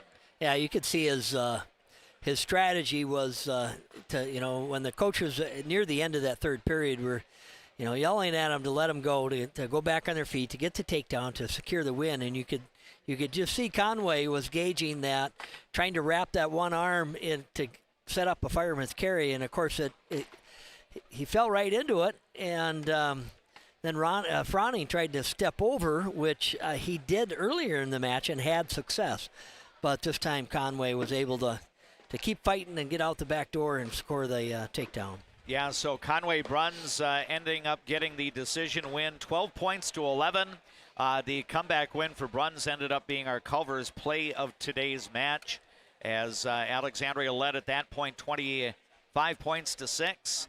A couple of forfeits going to Alexandria increased the lead by 12. Luke Kelly came out, wrestled Fergus Falls' Jack Brunn at 160 pounds. Kelly got the win there in 62 seconds. Then Zach Brazina was the recipient of a forfeit win. And then 2 more victories on the mat, both by fall for Alexandria. Jacob Loween, the senior, at 189 pounds. He got his pin in 2 minutes and 25 seconds. Hudson Marty, a little bit longer, as he wrestled more than 4 minutes on the mat against Leopold Ashley, wrestler for Fergus Falls. And Ashley ended up being pinned by Marty at 4 minutes and 14 seconds. So Alexandria would have that series of wins on the mat, added to 3 forfeits as well. 61 points is what the Alexandria Cardinals would score. Nolan Field of Fergus Falls was awarded a forfeit victory, as Alexandria does have the 285-pound bracket open, or that weight's really been open all season long for Alexandria. And one thing that Alden Struken mentioned during our pre-match coverage earlier today, I can understand why he's happy that the team was able to get 19 dual meet wins this year. Again, it's almost like being somewhat shorthanded, trying to get 7 wins out of a possible 12 bouts rather than 13, but yet his wrestlers have been able to do that now with a win against Fergus Falls, standing at 20-13. Yeah, you got to give Coach Struken and his coaching staff credit for, I know they sit down before every duel and they look at lineups and they try to figure out matchups and try to figure out, okay, how are we going to get this done if we're missing, two weight classes. We don't have anybody fill out there. So in essence, we're starting at a 12-0 hole, all the time.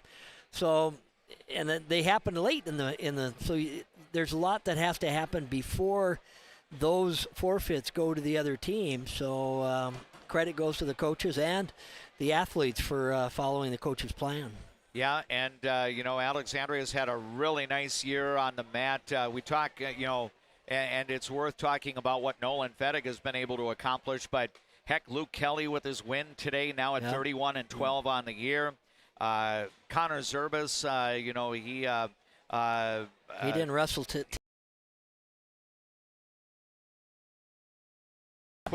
Well, Yep. I know Ty Larson didn't get the chance to wrestle against Fergus Falls. He was Right. awarded a forfeit win, but he's got 32 wins on the year Yep. as a junior captain, and even Logan Becker increasing his record to, I think, 28-13 now, and he was able to record a fall. And Tom, he has the ability to get bonus points as well. I Yes. believe 17 of his 28 victories are now by fall. Yeah, he's a very confident young man and very good on top. I've seen him all year put people in danger of getting pinned or picking up back points.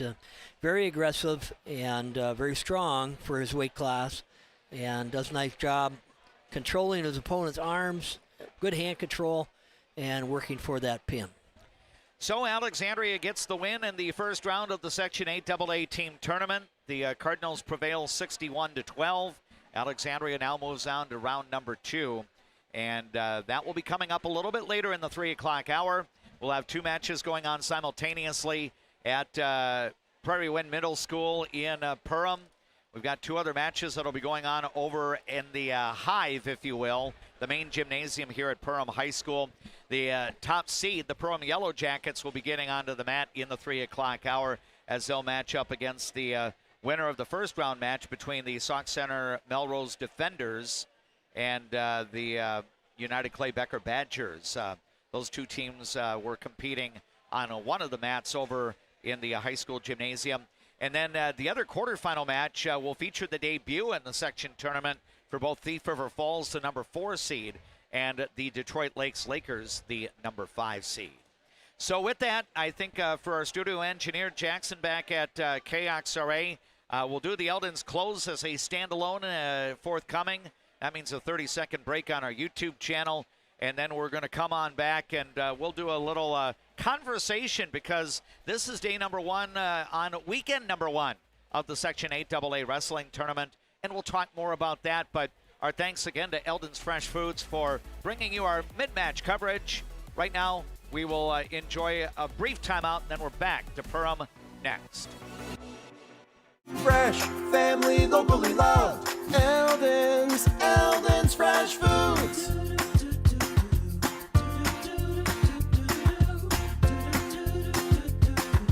Eldon's Fresh Foods.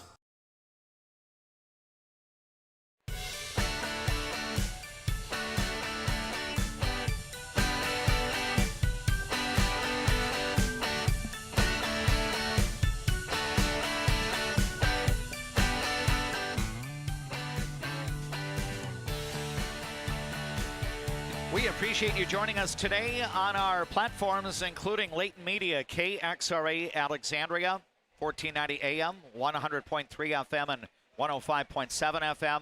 I know I'm jumping the gun a little bit, so I'll go legal again as we get into the window in a few minutes here.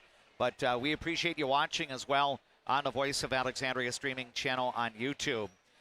The second round match is a quarterfinal between Alexandria and Fergus Falls, or not Fergus Falls. Fergus Falls is the team that Alexandria just defeated, but the Cardinals will match up against the defending section champion DGF Rebels coming up in a little bit. Tom, I know we'll talk a little bit more about the head-to-head between the Cardinals and the Rebels coming up, but next weekend's going to be an awful lot of fun. I know a little bit of extra work, especially for a lot of people connected with the Alexandria Cardinal Wrestling program, including yourself, but I know as a coach, I think you got to host sections on more than one occasion, but as a fan and as a follower of Alexandria Cardinal Wrestling, how exciting is it going to be to have so many terrific athletes come to Alexandria starting next Friday? Yeah, it's always a great event. You know, the ability to punch their ticket to the state tournament brings a lot of emotion into the gym. And if you've never been to a section wrestling tournament and see some of these athletes compete for the opportunity to go down to the state wrestling tournament, there's a lot of excitement. There's a lot of emotion. Everything gets poured out on the mat. When I was coaching, I always told my athletes that everything's off the table. You can't say, okay, well, I already beat that guy, so I'm not going to worry about him. Things change. You know, their attitudes change. Their intensity changes. I always said, watch out for that that senior athlete that is, always been right there, just hasn't been able to win that next match to win a tournament or to advance in a level, and they get to that final weekend almost of their wrestling career, and there's some magic that happens there. So the fans that take that in and come in and understand what these wrestlers are attempting to do and how hard they've had to work all year in the process of getting ready and competing against all the other opponents. A lot of times they've seen the athlete across the mat from them maybe once, two, maybe three times during the year, and you have to find a way to get that win again, or maybe find a way to beat that wrestler that you've lost to before. And upsets happen, and that's what really makes it very exciting for fans, coaches, and athletes. And it will all be taking place at Alexandria Area High School. First and second round matches will be next to Friday, the 20th of February. And then the final day of wrestling is going to include a bunch of wrestlebacks. You're going to have some placing matches, 5th place, 3rd place, championship bouts. And, the one nice thing, with the idea of the wrestlebacks, Tom, is that you might find your way eventually to get 3rd place in your weight class. And you're hoping that, the guy that finishes 2nd in your weight class is somebody that you did not face earlier in the competition, because then you get the true 2nd matches. And in my mind, I know that, it's always exciting to win a section title, because if you win that, you're going on to state. Being locally owned here at the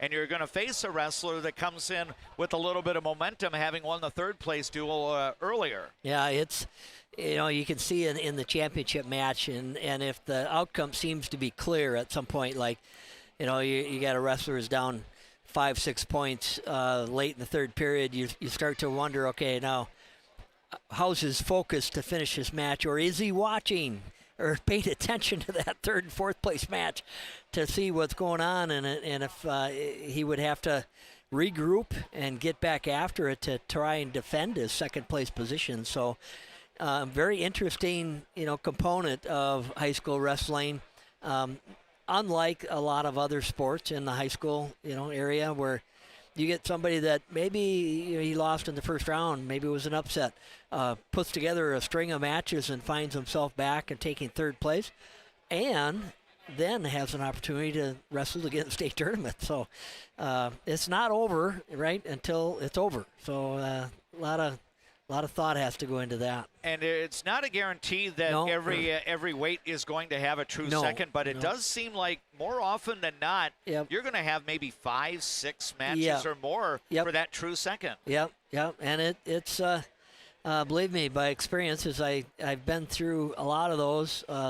Some you're feeling pretty confident when your guy that took 2nd place has to go out and wrestle, because you feel like he's going to be okay and he's going to win the match, and he does. But other matches, you just don't know. They're evenly matched, and one of the most nerve-wracking, I always say, was with my son, because he had to go through that when he was a senior. He lost in the finals to a Morlock kid from Moorhead, who was a very accomplished wrestler, and he had to wrestle in a true 2nd and end up being victorious and got his ticket down the state tournament. But I guess as a coach, it's nerve-wracking. But then as a dad, I could say it was even more for me. But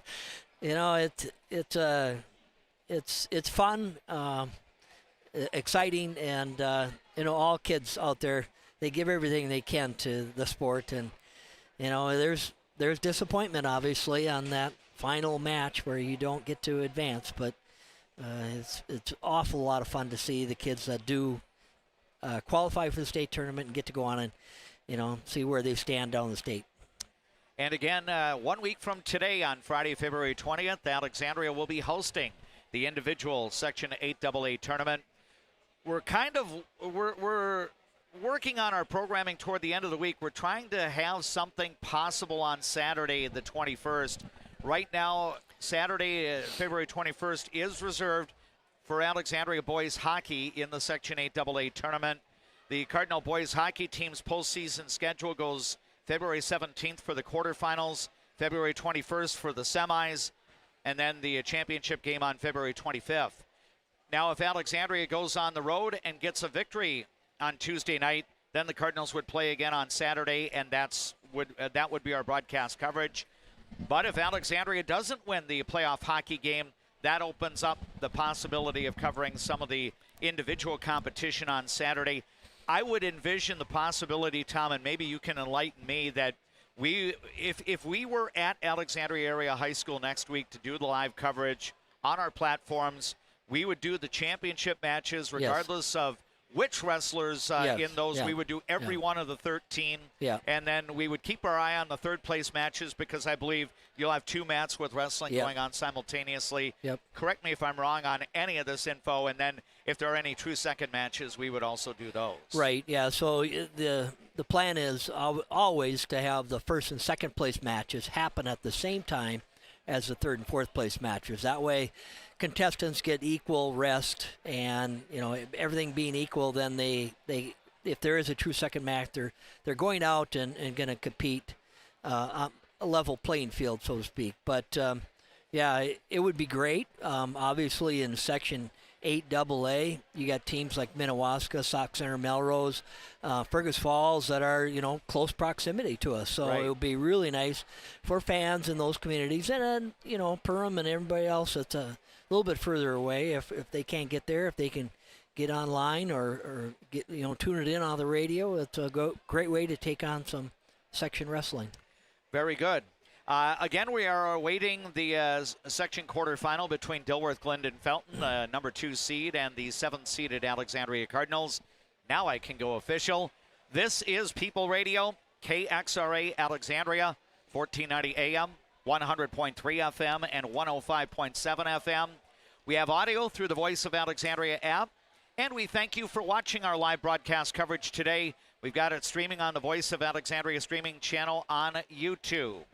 And again, our thanks to Integrity Title of Alexandria for being our signature streaming sponsor of our YouTube coverage of Alexandria sports play-by-play, fall, winter, and spring, including our wrestling, hockey. We've even had basketball coverage, gymnastics competition. We wish good luck to the Alexandria gymnasts tomorrow. The Cardinal gymnastics team will be hosting the section championship event. That will start tomorrow morning at 11 o'clock inside the Alexandria Gymnastics Center at Discovery Middle School. No live broadcast coverage of that, but we do wish the Alexandria gymnasts well. Kira Johnson looking to get back to qualify for Alexandria individually. She's probably one of the athletes to watch out for in terms of, getting one of the better all-around scores in the section. But hopefully if you're around town tomorrow, in Alexandria, you can check out the Section 8AA Gymnastics Championships. The St. Cloud Sauk Rapids Rice Gymnastics team is the defending section champion. The Crush were one of 2 teams out of the Central Lakes Conference to advance to the state gymnastics meet a year ago. The other Central Lakes Conference representative was the newcomer, Detroit Lakes, and all the Lakers did was win the Class A state title.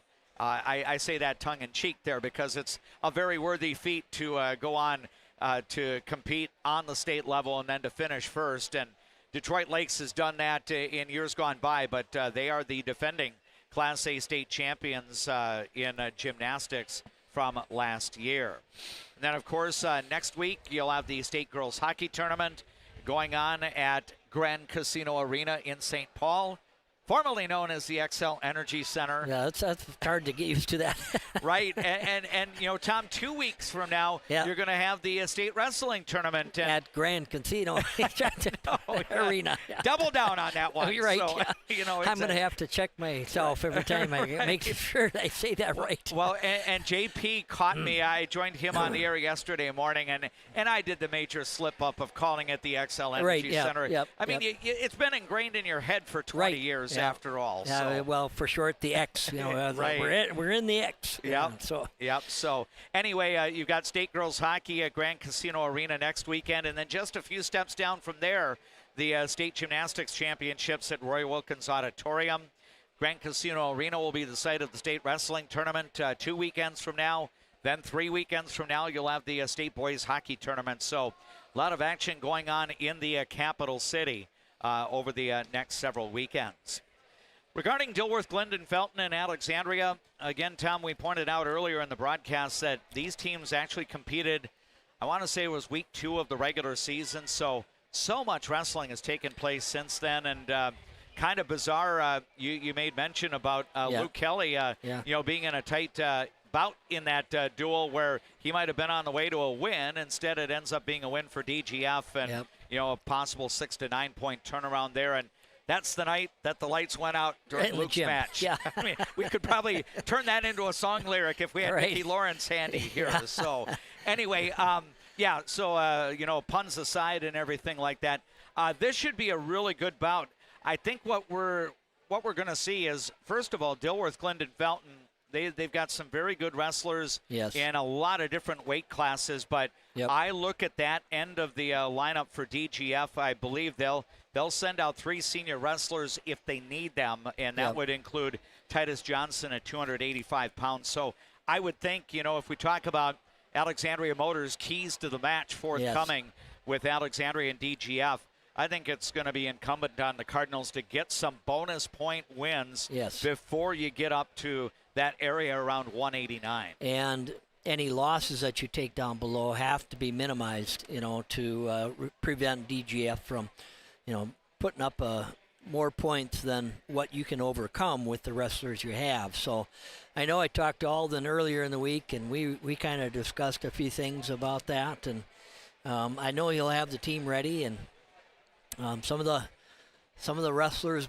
I think, understand that you're going to be in a match that might be tough for you to win. So what are you going to do? And that maybe is, let's keep it to a decision loss. Obviously you don't talk to your athletes about going out there and losing. That's not what you talk about. But you do need to, in that team concept, kind of drill home that in this team competition we need to save some points in some places.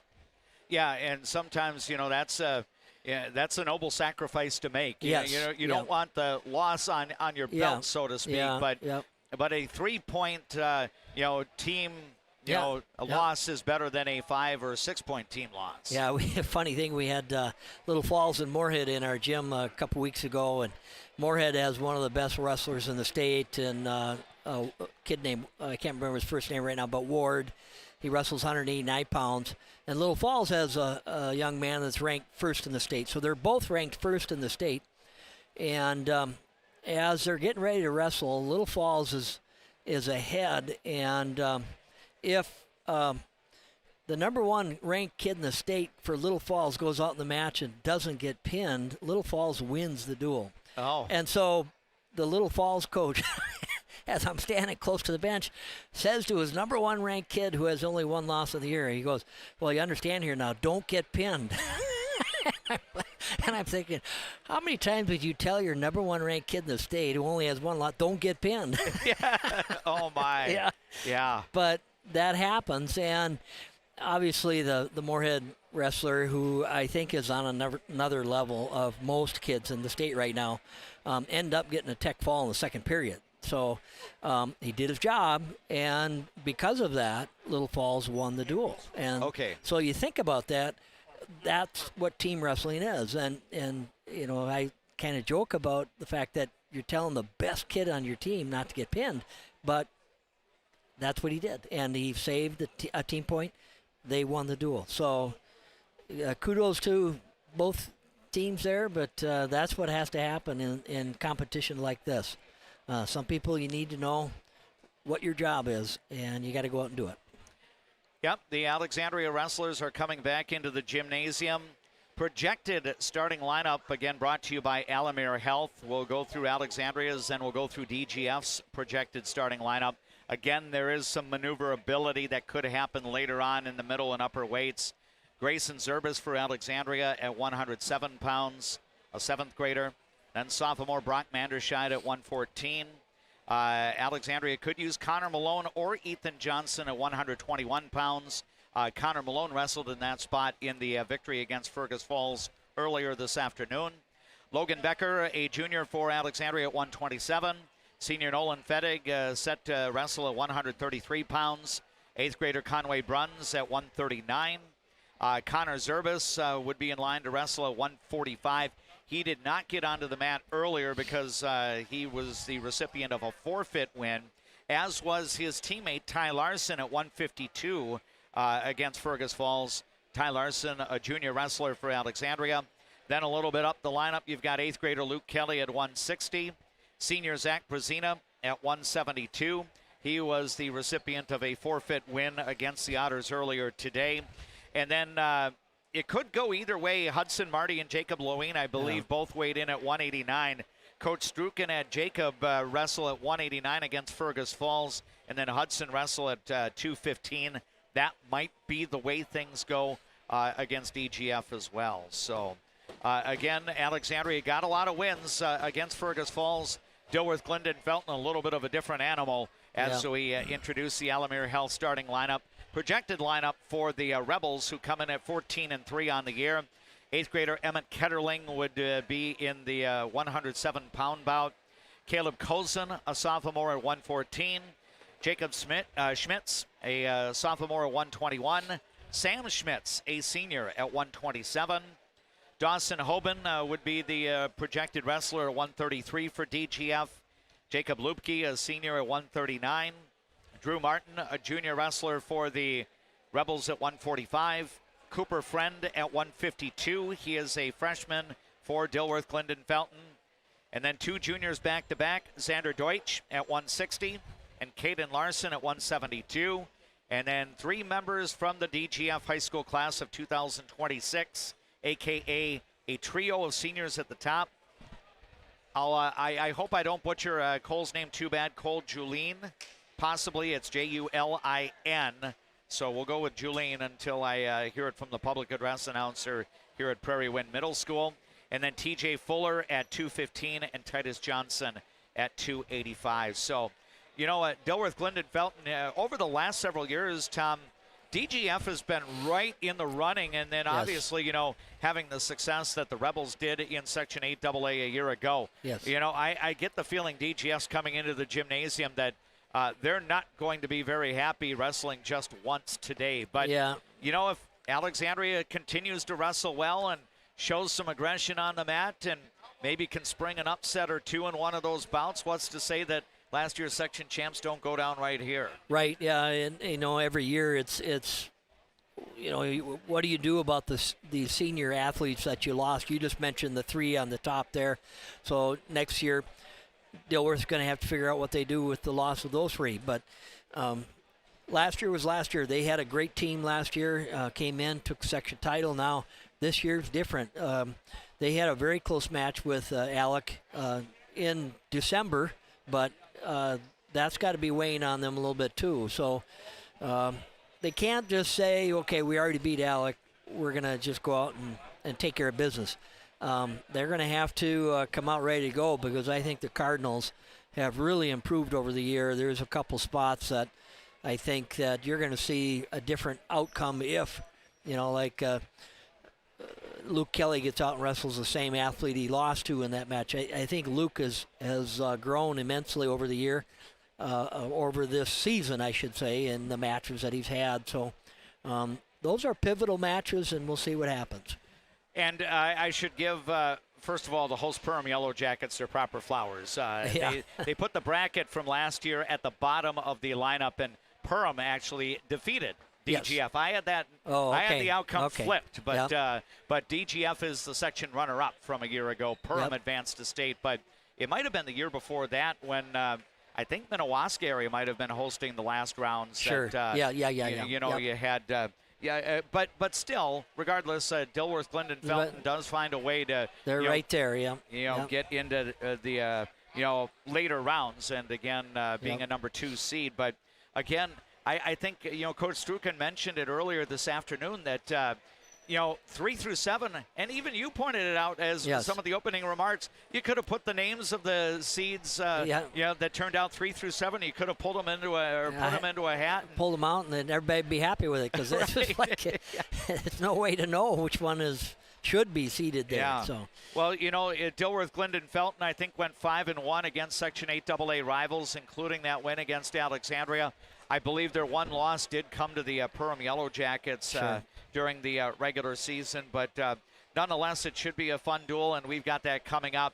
Again, I don't know if we're waiting until exactly 3:30. I know we've got some milling going on in the gymnasium here, but we will have more Alexandria Cardinal wrestling on the way in just a little while. And again, we anticipate 12 bouts will be contested on the mat, and it will be Alexandria's task, if you will, to try to build up enough equity to make sure that 6 or 12 points given to DGF at the end of the afternoon would not flip the outcome of the match. So Minnewaska area, by the way, is in the same gymnasium that we are. The Lakers got the number 3 seed behind Perham and Dilworth-Glyndon-Felton. Minnewaska, by the way, ended up eliminating Alexandria in the section dual meet tournament last year down at Minnewaska Area High School, and then the Lakers were defeated by DGF in the section semis. I believe Pequot Lakes Pine River Bacchus was able to make the Final Four in the section they were knocked off in the quarterfinals of the section tournament a year ago.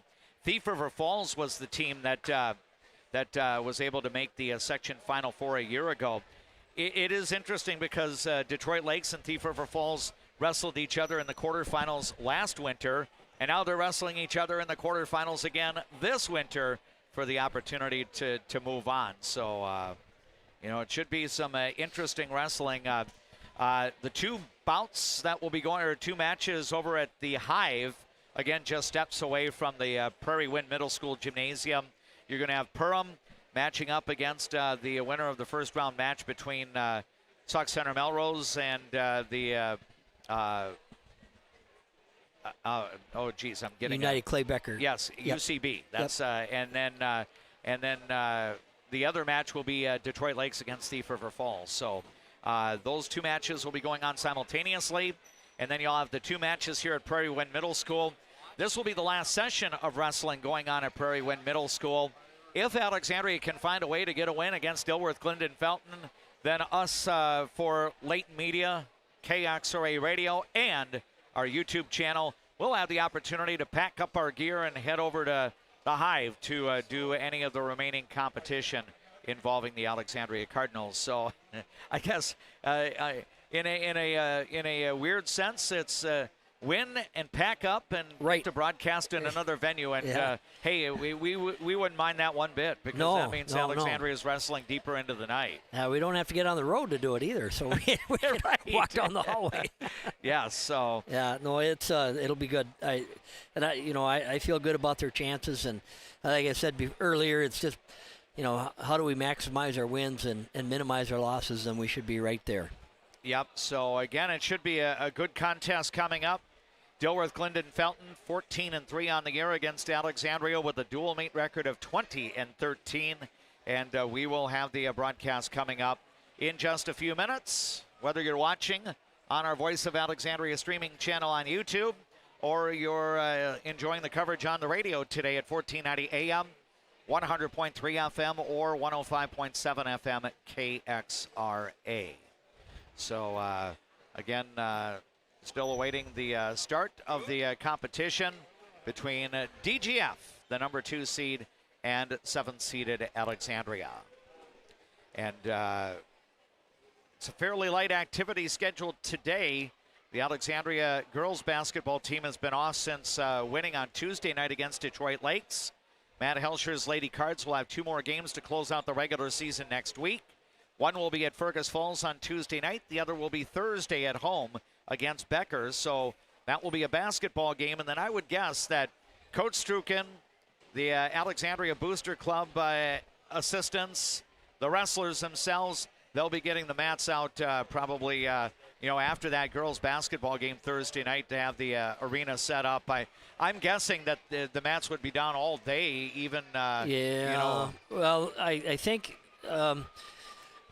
I was in the school this week and talking to Mariah, we're at the AD secretary, and doing a little planning, I guess. But seems like teams are wanting to come in like early Friday, so they're going to go into that auxiliary gym, probably have a mat set up in there so they can at least, do a little workout if they need to for making weight purposes or whatever. And sure. And then I believe some of the setup is going to have to happen on Friday mid-morning, early afternoon, because we still have school going on, and so we're going to have to get things set up then, I think, is what I'm hearing. But that is interesting, because we have a situation here that the Perham students are not in school today, which when you're hosting a big wrestling tournament like this, not to say that you want the kids out of school, but but that works out well. And then, being that I'm a resident in the Minnewaska school system, Minnewaska's kids are off today as well, so they get a long weekend out in front of the President's Day holiday. So it's a typical day off usually. Kind of sneak in a 4-day weekend for everybody with the President's Day. Yep. So evidently a lot of that meat preparation probably will be going on during the day on Friday. Then. I would assume. Yep. So, but anyway, other sporting events. The Alexandria Cardinal boys hockey team. They'll have their last tune-up of the regular season tonight. Audition number 25 for the Alexandria boys hockey team will be at the Prime West Health Runestone Community Center in Alexandria when the Cardinals host the Monticello Moose. Alexandria has gone undefeated in its last 4 boys hockey games, including a comeback from 4 goals down in the third period Tuesday night. JP and Jeff James and I were just about 20 miles west-northwest of where we're at right now, and Alexandria roared back from a 5-1 deficit and tied Detroit Lakes 5-5. The game would end up a 5-5 overtime tie, so Alexandria went 1-0-1 against a team that won 15 games during the regular season, and now the Cardinals will hope to continue their boost of momentum facing Monticello tonight. Saturday's activities, as we noted earlier, the Alexandria gymnastics team will be hosting the Section 8 AA Championship meet tomorrow. That is scheduled to begin at 11 o'clock in the morning inside the Alexandria Gymnastics Center at Discovery Middle School. And we wish good luck to the Alexandria Area High School archery team tomorrow when the Archers match up against other athletes from different schools over in Sauk Center. Sauk Center will be the site of the 3rd regular season competition for the Alexandria Area High School archery team. And after the Archers were off last Saturday, I believe the archery athletes will now compete on 5 consecutive Saturdays starting tomorrow in Sauk Center. So the Dilworth-Glyndon-Felton Rebels and the Alexandria Cardinals getting set to match up. That will be on the mat. If you're watching on our YouTube channel, that's the red mat, the one that has Detroit Lakes around the circle. The black mat off to the left of the screen is the Perham Yellow Jackets mat, and that mat is going to have the contest between the Minnewaska Lakers, the number 3 seed, and the road crew from Pequot Lakes Pine River Bacchus, who have the number 6 seed. So I believe the wrestlers for the sides are now kind of getting their spots on the bench, and we should be ready to go in just a couple of moments. So again, it's Alexandria 20-13 on the year facing Dilworth-Glyndon-Felton, and right now the Rebels at 14-3. So we appreciate you joining us today, whether you're watching on our YouTube channel or you're listening on People Radio KXRA. For the KXRA audience, our Markley, Van Camp, and Robbins program is being preempted today due to our live broadcast coverage of Alexandria Wrestling from the Section 8 AA Team Wrestling Tournament at Perham High School and Prairie Wind Middle School in Perham. Right now, Tom, JP, and I are at Prairie Wind Middle School, and we're hoping to have the opportunity to follow the Alexandria wrestlers over to the Hive.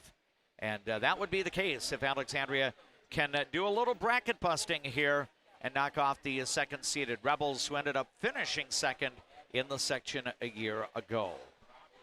So I believe now we're going to have... I think we're waiting on officials, where it appears to me as we got no officials in the gym here. So. Yep. So can't compete quite yet. Right. And once the officials come in, they'll be ready.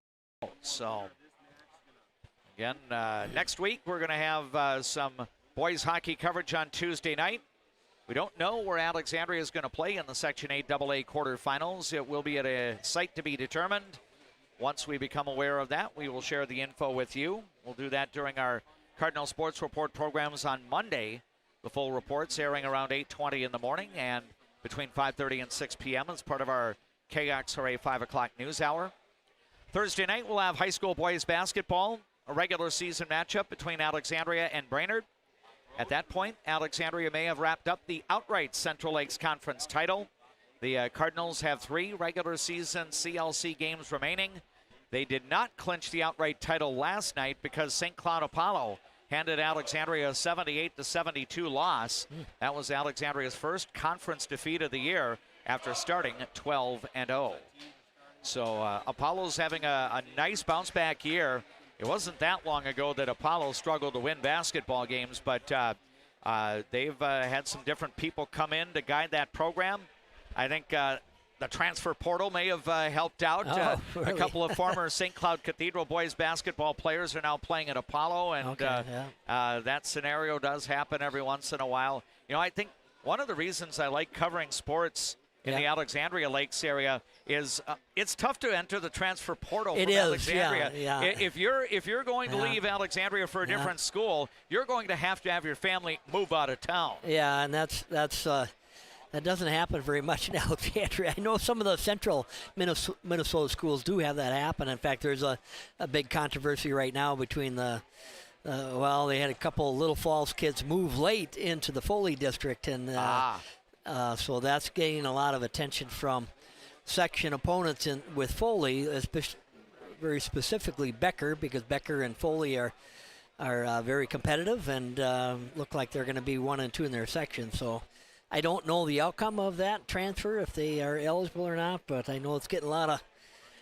of feedback. yeah, interesting. Yeah. Of course, some of the teams that were on Alexandria's schedule earlier are wrestling in later rounds in their various sections. I see the Section 8 AAA Final Four will be contested at St. Cloud Tech tonight. Yep. Bemidji is the number 4 seed. Wilmer's the 3. Moorhead the 2, and Brainerd got the number 1 seed.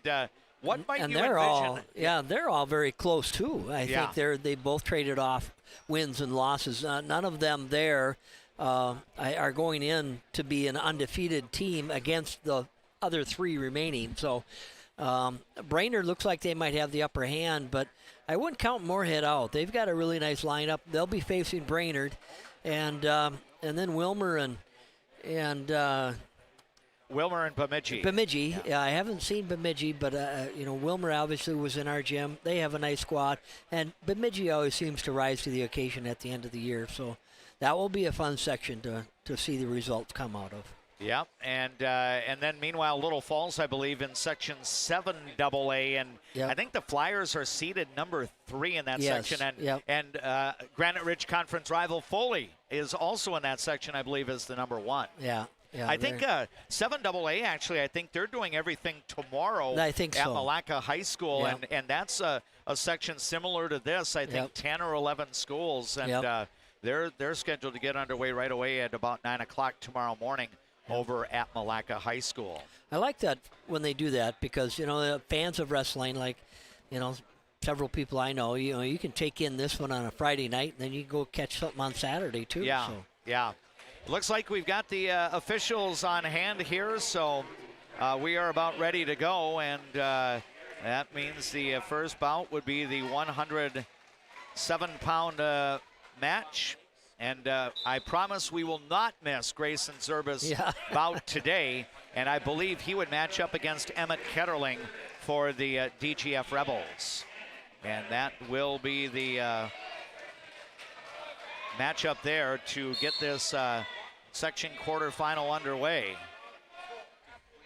So right now, Grayson Service going in with the early shot. Yes, and very nicely done. He gets the three-point takedown there to get the early lead. And again, he is able to bring Ketterling back onto the mat there and make sure that he's not able to escape. So he's working on an arm bar, get that tied up tight. He's got a far wrist. This is going to go well if he can get him turned. Yep, Grayson Zerbis has a record right around 500 on the season here, and we've got a stoppage here for a potentially dangerous hold. Yeah. Grayson Zerbis now 18-20 after he got pinned by Fergus Falls' Wyatt Wilson earlier today. But he's got a 3-0 advantage here in the first bout at 107 pounds. And we're approaching 1 minute time elapsed in the match here. This is the first of what we anticipate will be 12 bouts contested on the red mat here at Prairie Wind Middle School in Perham. Earlier in the year, DGF had a 4-point victory here with a major decision. Yep, so right now Grayson Zerbis continuing to do a ride here as we're a little more than a minute gone in this bout. Emmett Ketterling for the DGF Rebels against Alexandria's Grayson Zerbis. If you're watching on YouTube, Zerbis doing a ride out top here. Yep. And now, again, looked like Ketterling was going to try to come around. And yeah, he reached back for a leg, hoping to try and catch something to get some leverage on, but nothing happened. Oh, here we go. Yep, now a tilt here, and now Grayson Zerbis almost had Emmett Ketterling on his back, but Ketterling was able to roll through. Now Grayson Zerbis is going to try to... Nice cross-face butcher here, but Ketterling came up to his knees, so now it's going to make it tough to get a turn. Yep, he was not able to complete that turn, so the first 2 minutes belong to Grayson Zerbis of Alexandria with a 3-0 advantage. And I think we're going to have some blood time here as the Rebels wrestler is going to be looked at here. Alexandria won the duel against Fergus Falls earlier today, 61 points to 12, to get the opportunity to compete in the section quarterfinals. If Alexandria gains a victory here, the Cardinals would then be doing a little bracket busting because Alexandria is the lower seed here as the number 7, whereas the DGF Rebels are seated number 2 behind Perham. And right now, I think the mat is being cleaned up as well before we get set to resume action. Grayson Zerbis for the Alexandria Cardinals against Emmett Ketterling for the Dilworth-Glyndon-Felton Rebels. By the way, the high school is located in Glyndon. I believe Dilworth has at least an elementary school and maybe even a middle school as well. The current Alexandria football coach, Mike Empting, graduated from Dilworth High School back in the day. Now we're ready to start the second 2 minutes of wrestling after the cleanup on the mat. The two wrestlers will be wrestling neutral here, so both on their feet. Grayson Zerbis against Emma Ketterling. Ketterling tried in for a shot, and then they kind of lock up with the arms and elbows. Yeah, nice in on a fireman's carry, which I hope is going to pan out. Yeah, he's trying to get Emma Ketterling around, and so far, nothing. Completion. No. And I think he's going to be able to come out the back, I hope. Yeah, there it is. Head popped out. There's going to get... Yep, there's the 3 points on the takedown for Grayson Zerbis. Now we got back points coming too. Yep, as he tries to get Emma Ketterling down on the mat. And some more bonus points here. It looks like 4 on the near fall. Yeah. So that makes it 10-0 for the Cardinals' 7th grader Grayson Zerbis. Now we're approaching 3 minutes into the match here. And a very effective second period of wrestling for Grayson Zerbis. Now the... hard to see what's going on with we got a score clock right my way. I got to stand up. So now looks like... Grayson's trying to get a spladle on, which he does. He's getting back points. Yep, so some additional back points coming here. How many we're about to see as And still about 40 seconds remaining in the second 2 minutes of wrestling here. At the moment, Grayson Zerbis for Alexandria with a 10-0 advantage, but he's going to get some more back points. It looks like 4 additional near fall points here, so he's closing in on a bonus point win. He still has about 20 seconds to go, and now Emma Ketterling again trying to maneuver through, but now I think we're going to have a stoppage. Did we get a... It was just a stalemate. Oh, okay. Yep. So 9 seconds to go in the second 2 minutes of wrestling here. So we got to get one more point for a tech fall here. And right now, Grayson Zerbis is going to keep Emma Ketterling face down on the mat, and it looks like we will reach the 4-minute mark of the bout. Grayson Zerbis in a good spot right now, leading the Rebels' Emma Ketterling 14 points to none. And now the choice is for Grayson Zerbis, and he wants to wrestle neutral, so takedown here gives him the win. And right now the wrestlers are sparring a little bit, kind of locking up some arms. So far, Emma Ketterling and they're kind of both blocking with their heads, no points. Yep, and so now they separate. Now we'll kind of lock up the arms. Emma Ketterling going in for a shot here of the left leg of this is going to turn into a quick takedown here. Yep, there it is, and that's going to win it, and that's going to be a bonus point decision for Alexandria. It will go 17-0 on the tech fall win for Alexandria's Grayson Zerbis. So the Alexandria Cardinals get off to the good start. Alexandria 5, DGF no score, heading into the second bout of the duel. So I can tell you, Andrew Kratzky, the assistant coach, Alden Struken, the head coach, and other people along that Alexandria bench were fired up. They knew that that was an important win to get. Yeah, that's a big turnaround. And now you've got Brock Manderscheid for Alexandria at 114 pounds, and he's matching up against Caleb Cozen for the DGF Rebels. Cozen is a sophomore, as is Manderscheid. Takedown for Cozen. Yep, so 3-point advantage there for Caleb Cozen. And the bout going on here. It's the second contested bout at 114 pounds.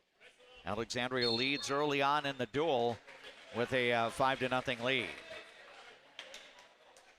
Brock Manderscheid did get a victory. In fact, he got the first win on the mat against Fergus Falls earlier today. So right now it's a 3-0 advantage for Caleb Cozen as we move almost a minute into the first 2 minutes of the bout. Brock has always been really good at keeping good position in either top or bottom. He's fights hand control well. And Brock Manderscheid now at 21-13 on the season after that victory earlier today in the first round against Fergus Falls. Right now he's down in the score at 3-0. And still about 45 seconds to go in the first 2 minutes. Now the Rebels wrestler Caleb Cozen continuing to ride. He's got an arm bar on the far side, and he's having trouble getting any type of leverage to mount any attack. Yeah. Well, now he did a little pullback, which. Yep, and now Caleb Coulson's going to try to tilt Brock Manderscheid on his back. It looked like Brock kind of rolled through on it. He did get some back points, though. Yep, and it will be, I think, is it three back points? I think he got. Yep, so near fall points right toward the end of the first 2 minutes has Caleb Coulson with a 6-0 advantage over Brock Manderscheid. And I think the Rebels wrestler Caleb Coulson had the choice. He defers, so Brock Manderscheid will go into the down position to begin the second period here. And he'll try to work his way up onto his feet right now. It looks like Caleb has a really tight waist that put a lot of forward pressure on him, making it tough for Brock to mount any type of stand-up or escape. Yep, so Caleb Kozin from Dilworth-Glyndon-Felton. If you're watching on our YouTube channel, he's the wrestler on top right now. He's got an arm bar and far wrist, so yeah, it'll be interesting if he can fight this off for a minute 30. But yeah, that would be a difficult challenge, and I think we had a potentially dangerous. Yeah. Yep. Boy, this official, he gave that potentially dangerous indicator lightning quick. Yeah, yeah. So, I think Caleb his arm bar kind of slipped up high and was putting a lot of pressure on that shoulder. So it's still a 6-0 advantage for DGF's Caleb Kozin. The Rebels are wearing primarily black singlets with a little bit of silver on them, and Alexandria wearing the black singlets with some red and white trim. So kind of a decorative uniform for the Alexandria wrestlers. Approaching 3 minutes into the match here as we're about to go under 1 minute remaining in the second 2 minutes of wrestling, and I think we had another potentially dangerous hold. That arm bar that keeps sliding up behind the armpit, which puts a lot of strain on the shoulder. So keep those wrestlers protected. You stop it for potentially dangerous. Now Brock Mandershot again attempting to get up on his feet, but Caleb Kozin able to kind of work the midsection there. Yeah. Again, tight waist with an arm bar, but he hasn't been able to make this thing happen very quick. Oh, now we got a stall warning against Manderscheid. Yep, so he's going to have to do some work, and another potentially dangerous hold. So that will stop the clock with 40 seconds to go in the second 2 minutes of wrestling here. Caleb Kozin from Dilworth-Glyndon-Felton leading 6-0. This is the second of what we anticipate will be 12 contested bouts on the mat this afternoon between Alexandria and Dilworth-Glyndon-Felton. Now the Cardinal wrestler Brock Manderscheid again trying to work his way off the bottom, but Caleb Kozin's done a nice job at continuing to ride him. So. Yeah, he's got very good ride on top for Kozin. Yep, he's got that right arm barred right now. And, and another potentially dangerous hold. And I think one of the Rebels coaches got a little animated there, and the referee said... a little bench warning there, just like, settle down. So, I know there can be a lot of emotion, and sometimes people wear it on their sleeves, but few seconds remaining now in the second 2 minutes of wrestling, and it looks like no points will be awarded to either wrestler in the second 2 minute period. So Caleb Kozin of DGF has a 6-0 advantage over Brock Manderscheid. And now for the third period, Caleb Kozin elects to have neutral, so the two on their feet. Right, he's attempting to maybe rack up some points here because he had almost 2 full periods of trying to turn him. He did get one turn, but found it difficult to gain points there, so he's going to take his shots here. Yep, going for the left leg of Brock Manderscheid there, and right now Manderscheid's been able to defend it, and there's a now takedown. We do have the takedown, so Caleb Kozin increases the lead to 9-0. And now he's going to try to... Let's get that arm bar again, but this has been something that just has not worked, so... And this referee has been quick to stop for potentially dangerous as well. Yep, right now the two wrestlers working their way on the mat here is Caleb Kozin trying to tip Brock Manderscheid down. He did get a turn now. Yep, and now Brock Manderscheid trying to keep those shoulder blades off the mat, and now he almost got into a spot where he might get pinned, and then he immediately kind of shifted and moved off that. Down to about 45 seconds to go in the bout now. Caleb Kozin for DGF with the lead, and now Brock Manderscheid trying to maneuver here. He's going to come around, and I think he's going to get a reversal there for Alexandria. That will be 2 points for Brock Manderscheid, and now a potentially dangerous hold here stops play. And I think one of the Rebels coaches wants to have a conference here. And, you know, potentially... No back points? Yeah, and I think the DGF coach is coming over probably wanting to know an explanation. And, you know, I'm sure the Rebels are thinking, we want to get a bonus point decision here. But, you know, as Brock got that reversal, all of a sudden now it's a 7-point spread. Right, I mean, in a sense, if Brock can not yield any more points here, you know, he could save his team 1 point. Yes. And now we have talked at length about that prior to this, so now we'll see what happens if we can prevent any more points from happening. Yep, another potentially dangerous hold here. So down to 18 seconds to go in the bout at 114 pounds. Caleb Cozen for DGF with a 9-2 lead. And now Brock Mandershad's going to try to hold the midsection here, and now a little bit of a roll through. And now another roll through here. It's going to end up being no points. Come on, hang on to that. Back down points. to the final 5 seconds here. And I think Brock Mandershad may save his team 1 point. Nice win. It will be a win for Caleb Cozen, but just a decision win and not a major. And that's going to lead us into our first break here in the section quarterfinals. Glenwood State Bank School Board in round 2 of Section 8AA. It's Alexandria leading DGF 5-3. What's your number? We've driven 57 miles 6 times for a great deal at Quality Toyota. Quality Toyota.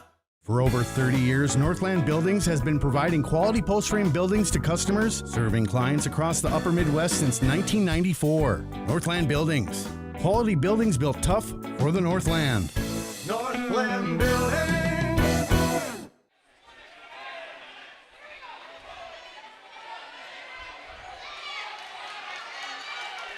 We welcome you back to Prairie Wind Middle School in Perham with continuing coverage of the Section 8AA Team Wrestling Tournament.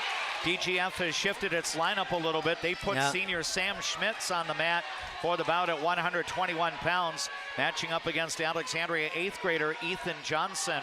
And right now Schmidt has the early advantage, and he's got a pretty tight cradle here. And he's got a pin, Yep, that will come at 43 seconds of the match. So DGF has taken its first lead of the duel. The Dolly Parton card is going to get played here as we're working 9-5. There we go. DGF 9, Alexandria 5. Those are the updated numbers on the Glenwood State Bank scoreboard. And now let's see if maybe Jacob Schmitz will move into the bout at 127.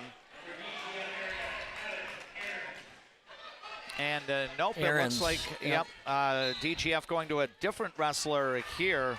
His last name is Aarons. And I'll try to get the first name here. It was Eric, I think. Yeah, Eric Aarons for the DGF Rebels. So,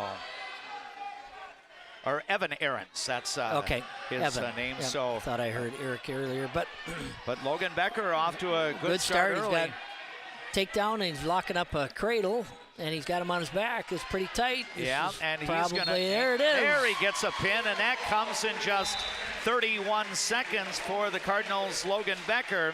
And Alexandria will take the lead back, and we're gonna go ahead and take another break on our platforms. Glenwood State Bank scoreboard in Section 8AA Team Wrestling now has Alexandria leading Dilworth-Glyndon-Felton 11-9.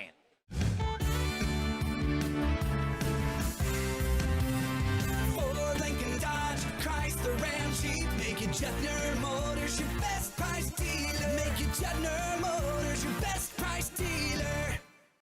When you want your closing to go as smooth as possible, ask for Integrity Title. We may be a bit obsessed about our jobs and the details that go into it, but that's what makes us such a good choice for your real estate closing. Ask for Integrity Title, the title closing geeks.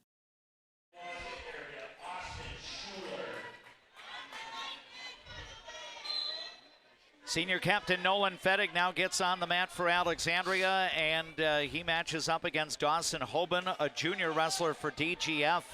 And Nolan Fettig able to get a quick takedown and then an escape for Hoban. So half a minute in, Nolan Fettig has the 3-1 lead. Yeah, I think he got a nice takedown and let him go and try and build the lead a little bit here. Yep, see if you can do the 3-for-1 combinations here. And Logan Fettig going in for the shot. Now he comes over the back and records another takedown here. So 6-1 now the count for Nolan Fettig for Alexandria. Nolan now 35-4 on the year after he got a tech fall against Fergus Falls earlier today. 28 of his 35 victories have been bonus point decisions. I believe 20 of those by fall, and then 4 tech falls and 4 major decision wins. So Nolan, nice arm bar and far wrist. It's going to go well. Now trying to tip him over, and now you've got a possible pinning combination in the works there. Nolan Fettig trying to bring that left shoulder blade down here. He's got about a half a minute to try to work to maybe see if he can get a fall here for the Alexandria Cardinals. Right now Alexandria leading. It's a score of 11-9 in the team category here. And right, gonna have to get a little bit tighter on there. No, he got through, Yep, as Dawson Hoban will come through, he'll roll through, but not before Nolan Fettig will collect some near fall points, 4 of them to be exact. So he's got a 10-1 advantage as we're about to reach the end of the first 2 minutes of wrestling. And so it is a sizable advantage for Alexandria's Nolan Fettig. I believe when he got the tech fall, he did that in under 4 minutes against Fergus Falls earlier today. So yeah, looks like he's on his way here with a big lead in starting at second. Yep, Nolan Fettig working on top here as the second 2 minutes of wrestling get underway. Alexandria leading in the duel at the moment in the team score, 11-9. The teams have split their 2 matches so far. Nice half Nelson. Yep. Now got him on his back. This is going to be pretty tight. Yep. Right now that left shoulder blade of Dawson Hoban is up, and now he's going to try to roll back on face down on the mat. But now Nolan Fettig trying to work, as the left shoulder blade comes up here. Hoban's doing a nice job of getting his arms through in different places and making it difficult to get both flat. But there you got. Yep. More near fall points. So. That will make the score 14-1 for Nolan Fettig. And now I believe they have ruled, is it an illegal hold or? I think he. Does that mean a warning then? Or? I'm not sure what they had going on. They maybe had a legal hold against each because there was a push off on the face and then a hard cross face. So no points for exchange, but he pointed at both benches, gave the signal for a. So Nolan Fettig working on top right here, doing a bit of a body ride, now trying to work the right leg and maybe try to cradle up here. Yeah, he's got it on. Yeah, and he's now into the 4th minute of the match here. And he'll get some back points for certain here if he doesn't get the pin. I think he wants to go for that fall here. And right now he's trying to He's got keep a that nice cradle, but intact. that shoulder is coming free. Yep, and he will get the near fall points on the cradle there. So tech fall there. Yeah, 18-1, and that's going to come at 3 minutes and 19 seconds.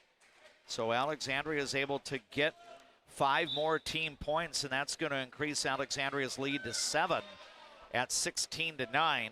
Again, the team scores being brought to you by Glenwood State Bank. I believe we'll have 2 more bouts to be contested before we go on to our next commercial break.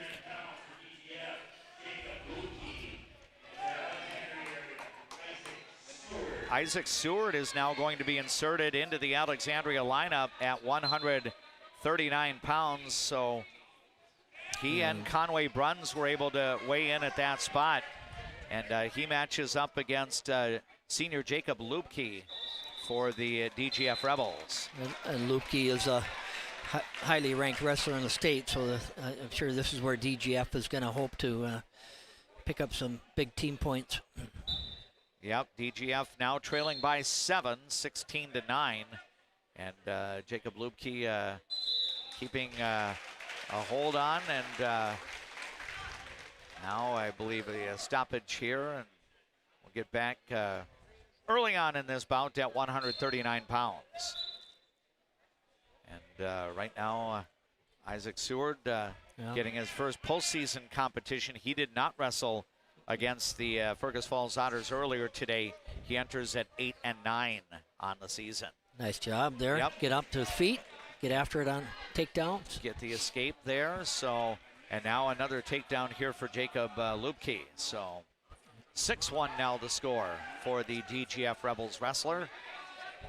Now trying to lock up, bar that left side and maybe see if you can turn him on his back. But so far, cross wrist right. I think this is a good spot for Isaac. That many matches I've watched Lubke, he's very accomplished on his feet, but not so much on the mat. But he did get pinned there. Yeah, but as I say that. But yeah. So the fall there is going to come at 1 minute and 8 seconds for Jacob Lubke, as you point out, a very accomplished wrestler for the Rebels. So DGF draws to within 1. So 16-15 the numbers now on the Glenwood State Bank scoreboard, as we're about to have the 7th bout of the match. Here Conway Bruns gets moved up to 145 pounds. And I believe DGF is going to use one of its wrestlers off the bench. So Thureen. Yep. Ben Thureen. Ben Thureen. So, right now he's got the early advantage here. And Ben Thureen is a senior. Conway Bruns an 8th grader for Alexandria. And right now Thureen with the 3-0 advantage. Conway Bruns got a win against Fergus Falls earlier today. An exciting match, getting his last 3 points of the bout in the last seconds of the match to prevail 12-11. Here he moves up to 145 pounds in this bout. And right now, Ben Thureen, trying to keep the guy down. Yep. He's got an inside wrist. He's trying to pull it on Conway's back, but Conway's doing a nice job keeping that arm forward. And now there we go. Now we can escape. Bruns is going to be allowed to escape here, so Ben Thureen will kind of lock up and got a good underhook and looking for that single leg shot. Oh, now he drops down and get a front head on him and is trying to stretch him out. This is that's not what you want there. Yeah, Conway, he let Ben step over the back, and that gave him a takedown.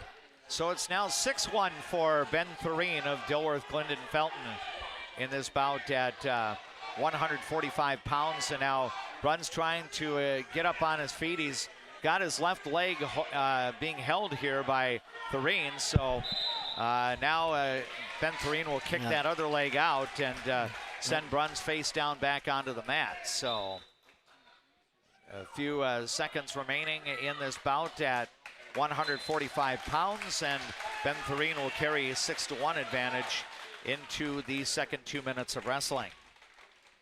We do want to let you know that you are listening to People Radio, KXRA Alexandria, 1490 AM, 100.3 FM, 105.7 FM, audio through your Voice of Alexandria app. Thanks so much for watching our live broadcast coverage, as we've got the streaming video with the KXRA audio on the Voice of Alexandria YouTube channel. Alexandria won its duel against Fergus Falls earlier today in the first round, 61-12. Here at 16-15 Alexandria in the section quarterfinals. Conway Bruns, the 8th grader for the Cardinals, is wrestling at 145 pounds. He just got an escape. Yeah. And now Ben Thureen, the DGF wrestler, trying to work at completing another takedown. And now it looks like he's got a cradle here. Yes, so. he did. I think this was a bad kind of a matchup, because Thureen wanted to go underhook, which fed into the fireman's carry that Bruns wanted to do, but it also was a position that Thureen was very comfortable in, so it made it difficult for Conway to score there.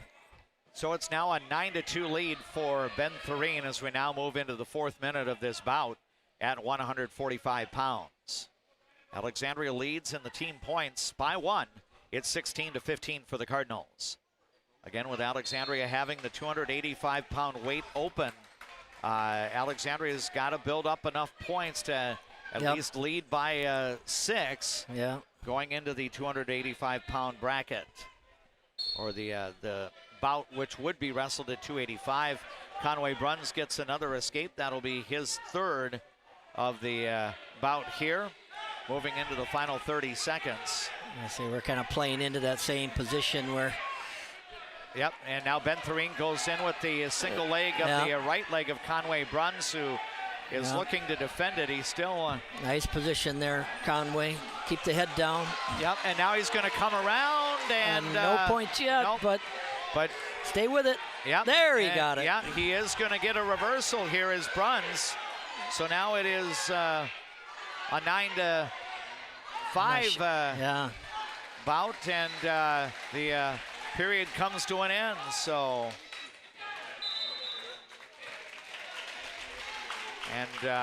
so actually, I think they did award another point. I think it was a takedown is what he got. Oh, sure, it was yeah, a takedown, okay, so.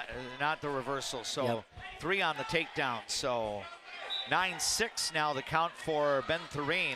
I'm kind of feeling good about this. It looks like Conway's gaining confidence. And yeah, now a little bit of a roll through here, and Conway Bruns almost got put onto his back, and now a potentially dangerous hold here. And that will stop the competition. Conway Bruns, an important win earlier today. He trailed in the 3rd period of his match against Jacob Froning and came back and beat him. Yeah. So now he's down by 3, and now he'll separate. There's an escape. So now it's a 2-point advantage for Ben Thurine. I'm sure the Rebels are thinking this is a must-win here. Yeah. On upperclassmen wrestling an 8th grader. Yeah, this is a position that he likes right here, is that fireman's carry, and he's good at it. Yep, he's trying to engineer Turn the corner.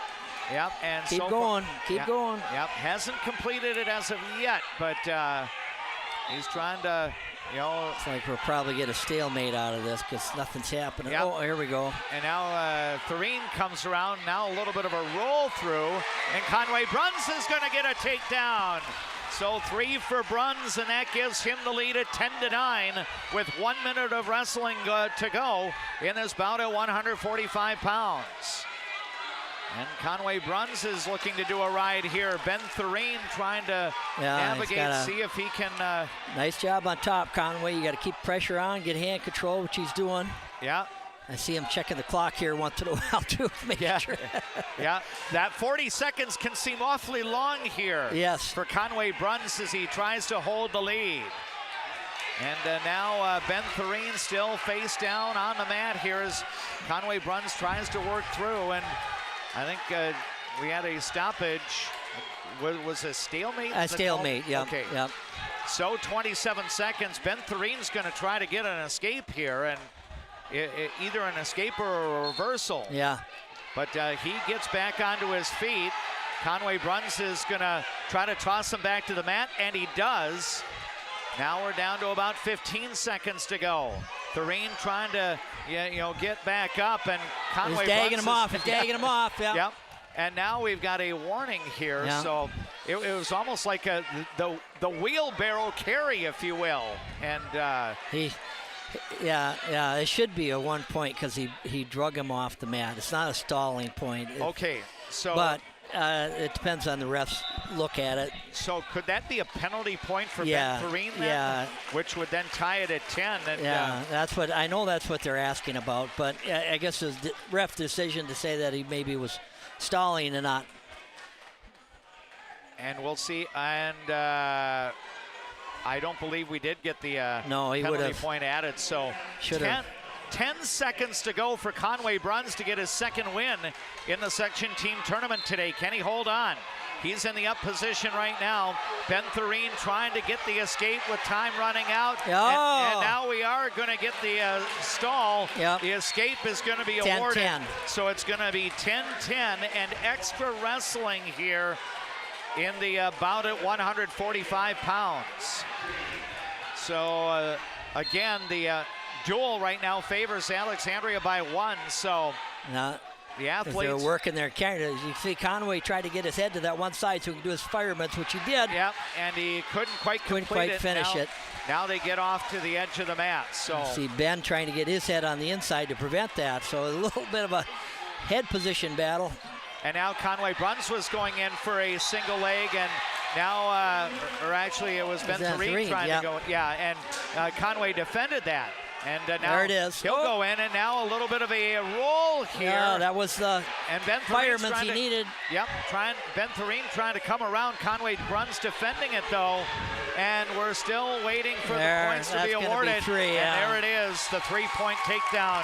Boy, that had me moving around in my seat with what's going on. Yeah. Quite the match. So 13-10 in overtime for DGF's Ben Thereen. And he gets the overtime win at 6 minutes and 38 seconds. That's going to lead us into a break. Glenwood State Bank scoreboard in Section 8 AA Wrestling. We have a change of the lead. It's the DGF Rebels 18, the Alexandria Cardinals 16.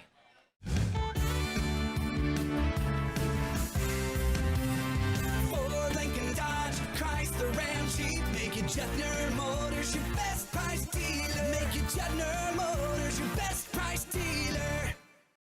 When you want your closing to go as smooth as possible, ask for Integrity Title. We may be a bit obsessed about our jobs and the details that go into it, but that's what makes us such a good choice for your real estate closing. Ask for Integrity Title, the title closing geeks.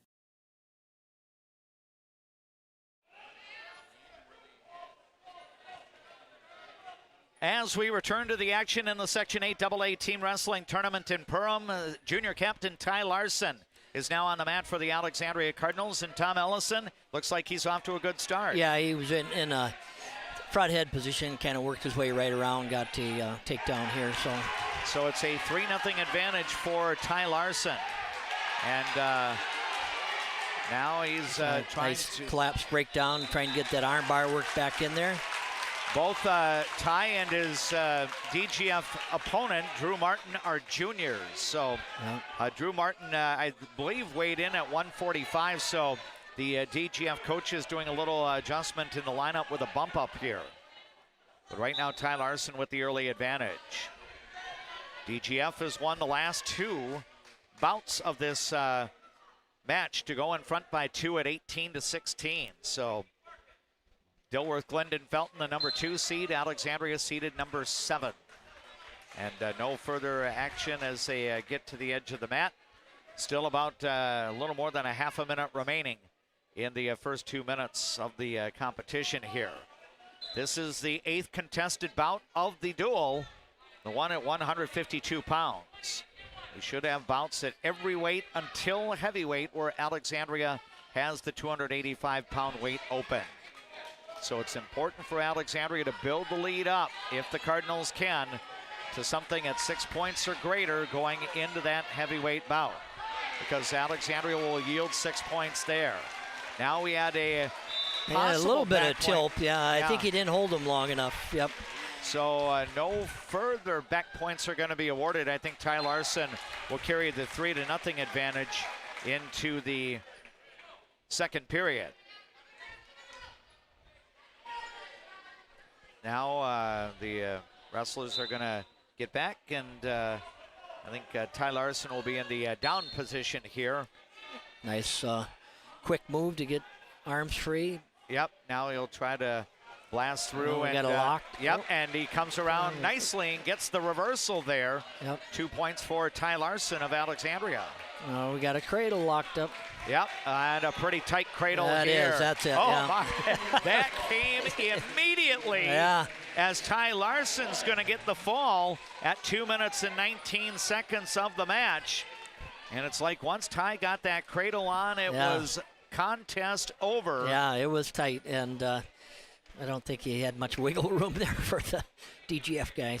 So the lead changed hands again. It's now 21-18 22-18. So 4-point lead for Alexandria. And now it'll be Luke Kelly on the mat for Alexandria, and Cooper Friend, a freshman, for the DGF Rebels.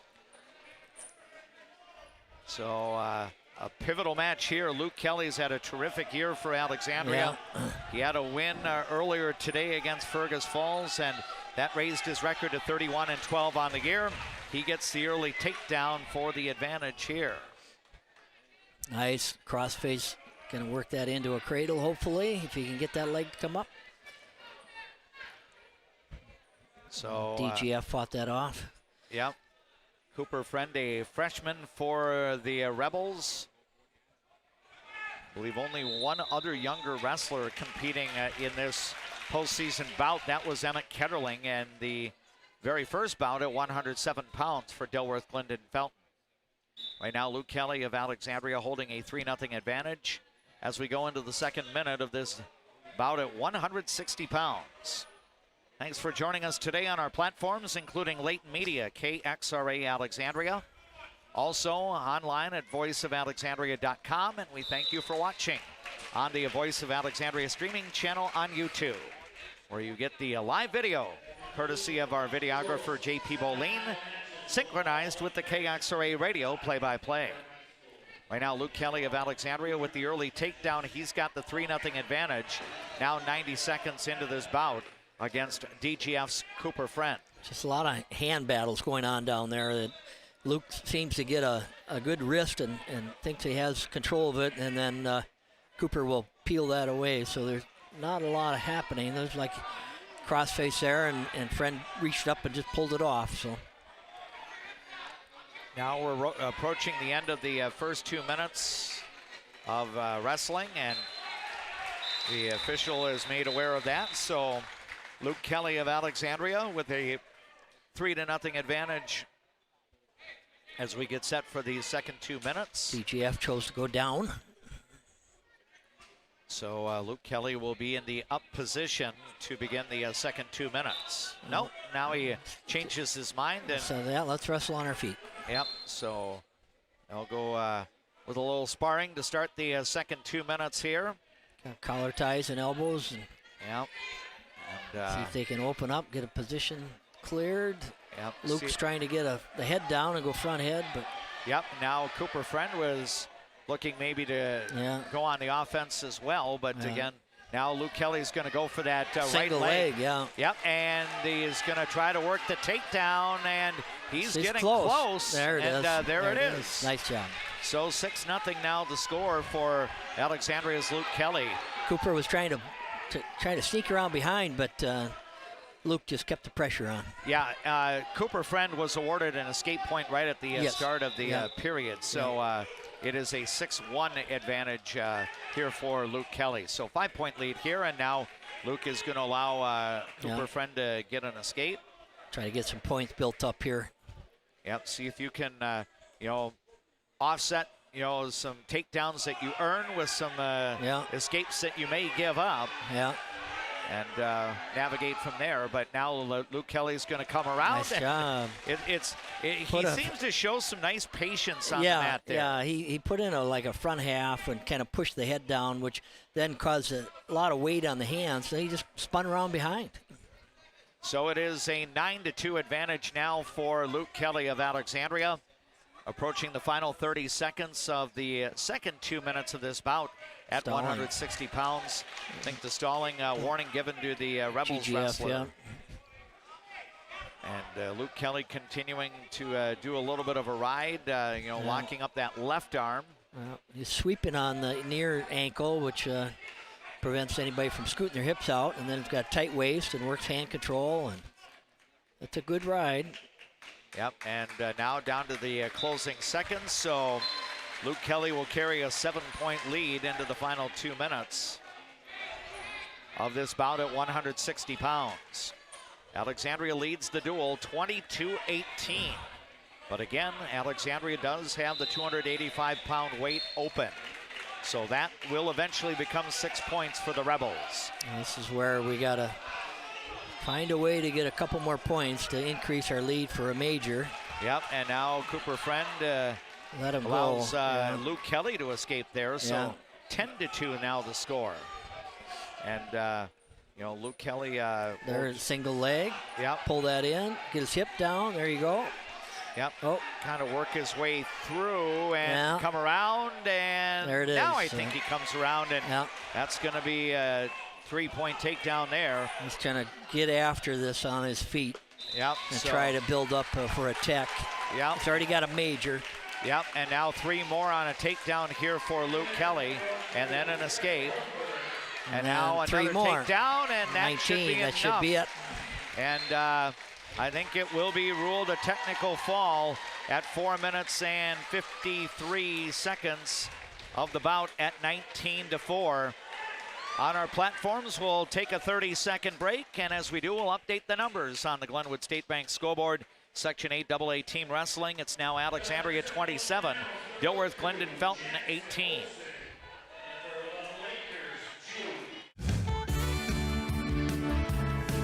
Cardinals fans, did you know that Cenex Midtown Express has a gas pump designated to support Alexandria Public Schools? For each gallon purchased, 2 cents will be donated to the schools. Pump up your pride at Cenex, your local hometown choice in Alexandria and Garfield. Owned by the community, supporting the community. Why do I bank at First Western? Easy.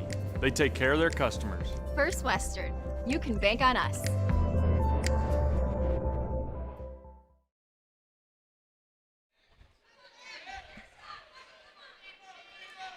Our bout at 172 pounds now underway. Alexandria's Zach Brazina on the mat against Xander Deutsch for DGF.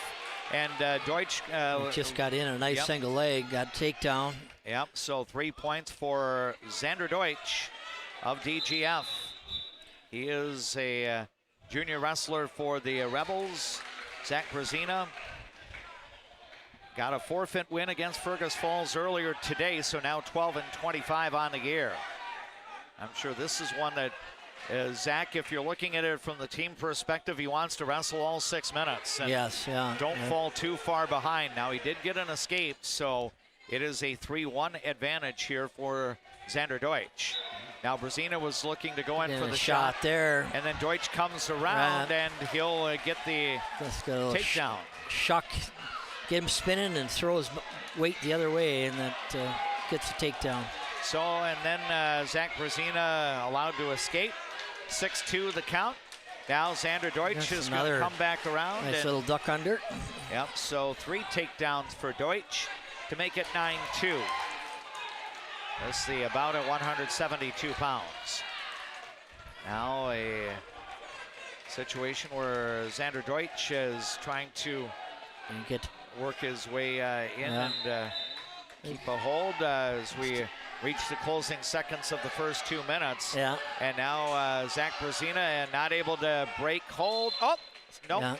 Yeah. Time ran out. So but he did get a stall warning against DGF because he was just kind of hanging on. He tried to kill the last 9 seconds by not giving up any points.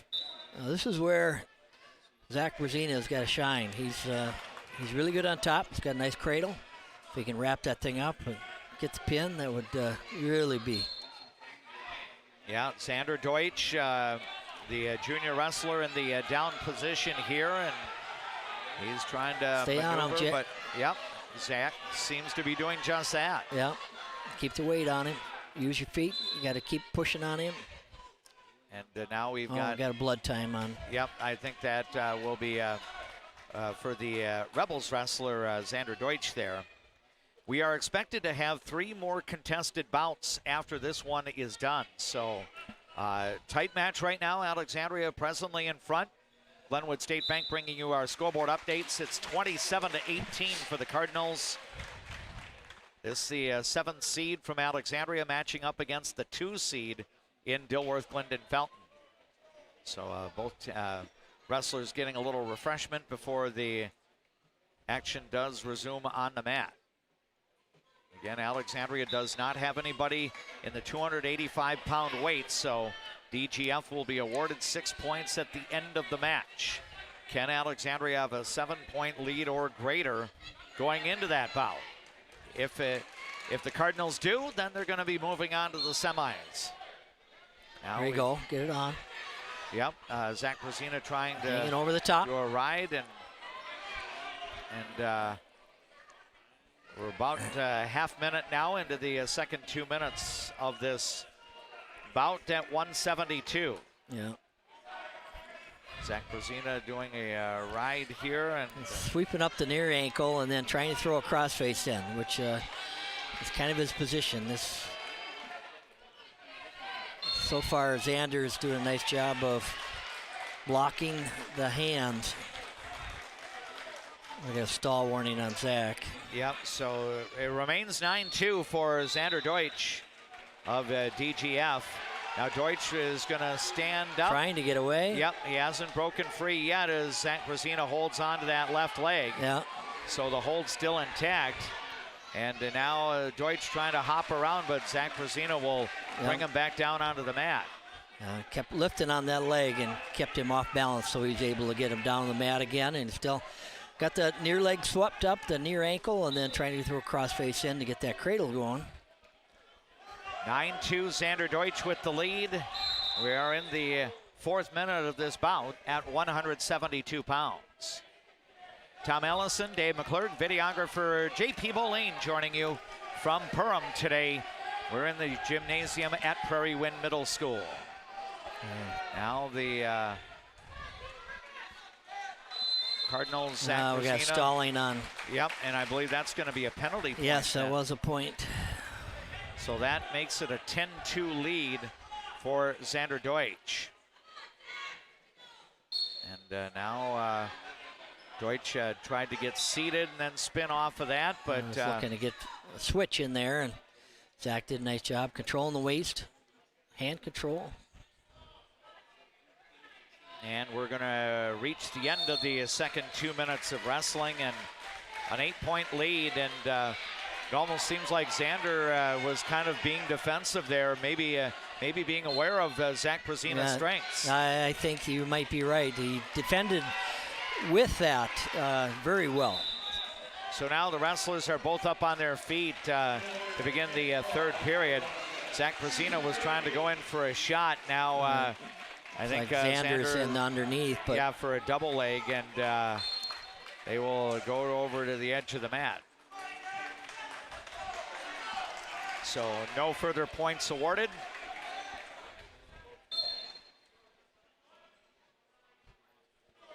As now we're take down there. Yep. Another nice duck under by Xander. So it is now a 13-2 advantage for Xander Deutsch. And this obviously can become a bonus point decision for DGF, but Zach Brezina would like to try to get off the mat here and make sure it doesn't become a decision where 5 or 6 points. Again, saving 1 point might be beneficial here for Alexandria. Yes. If Zach Brezina cannot get the win on his own. Final minute of the bout now underway at 172 pounds. And right now, Xander Deutsch continues to hold the lead. He's got an arm bar on, which he's going to have to do something with that. And Zach is trying to maintain his base. Yeah, and he's able to do that, and just not able to maneuver off of that.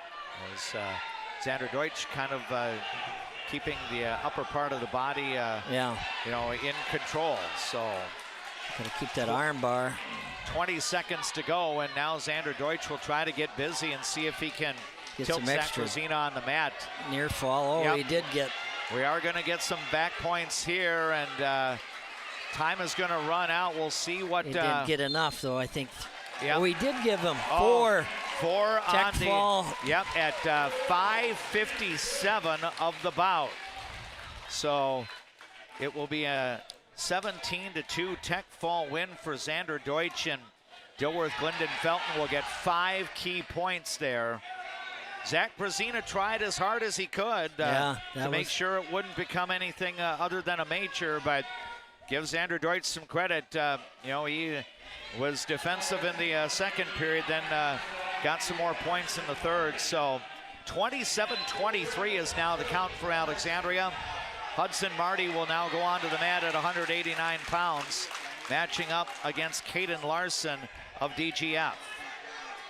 So pivotal match here as we get late. Yes. Nice. And, nice shot. He cleared the arms and stepped in there. Yeah, and right now, Hudson Marty. Watch your balance, Hudson. Watch your balance. Yep. Caden Larson, a junior for DGF. Hudson Marty, just a freshman for Alexandria, but he's shown a lot of promise in his freshman year. Yeah, he's really developed over the year. He's for some of the first matches, he looked really tentative. Now he's going out with a lot of confidence and knowing he has a game plan, is getting after it. No points awarded either way, and now going in for a shot is Caden Larson, defended here by Hudson Marty. We move into the second minute of this bout. This is the match at 189 pounds. One more to be contested on the mat after this. Alexandria likely will need to get a win here and a win in the next bout. Cardinals are up by 4, but again, they're going to be giving up some points later. And a takedown there by Caden Larson right near the edge of the mat. He was able to get in a real deep double and then kind of tripped him backwards right on the edge of the mat. So it is a 3-0 lead for Caden Larson. And then I think those are the only points that get awarded there. Yeah. And I think in the adjacent mat, Minnewaska's leading the road crew 36-20. And they are getting late there. So Minnewaska might be able to hold up on its on its seat, I should say, being the number 3. Hudson Marty got an escape here, and now the he's kind of got a good arm control there, but not able to do anything. Time ran out first period there, so. Yep, so 3-1 the advantage for DGS Caden Larson against Alexandria's Hudson Marty. Hudson deferred, and Caden Larson chose both up. So they'll wrestle on their feet to start the second 2 minutes here. Hudson Marty got a victory earlier today by fall. He did that in the bout at 215 pounds. Alexandria defeated Fergus Falls earlier, 61-12, and now stay up, Hudson. Yep, he is defending it, and now, near the edge of the mat. Yeah. A little bit of a roll through, and he got a takedown and a 2 near fall on that. Yep. So an 8-1 lead now for Caden Larson, and the wrestlers over at the edge of the circle here. So now Hudson Marty trying to break free from that hold, and they get to the edge of the mat, and wrestling gets stopped. It seems to me Caden Larson has done a nice job. It seems like his takedowns have come toward the edge of the circle, so his mat awareness has shown well here. Yeah, and very measured too. He's not taking wild shots. He's being patient, and when he sees an opening, he's making it work. So he's got an 8 to, I think it should be 8-2 now. I thought it should have been Hudson Marty got an escape point added. So, and now Marty is looking to go in for the shot here. And well defended by DGF. He kept his hips low and blocked, and then got the arms underneath. And again, Larson defending Hudson Marty quite well here. We got to get arms free, Hudson, and get your shot set up, clear the arms, and get one going. About a half a minute remaining in the second 2-minute period. This is the bout at 189 pounds. Alexandria has Hudson Marty on the mat, wearing the dark singlet with the red and white on top. Oh! Couldn't quite finish it there. Yeah, I think he was in. He may have given up a little too early on that.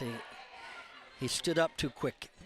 So 8-1 the advantage, or 8-2 I believe should be the advantage for Caden Larson, and we are going to reach the end of the second 2 minutes of wrestling here.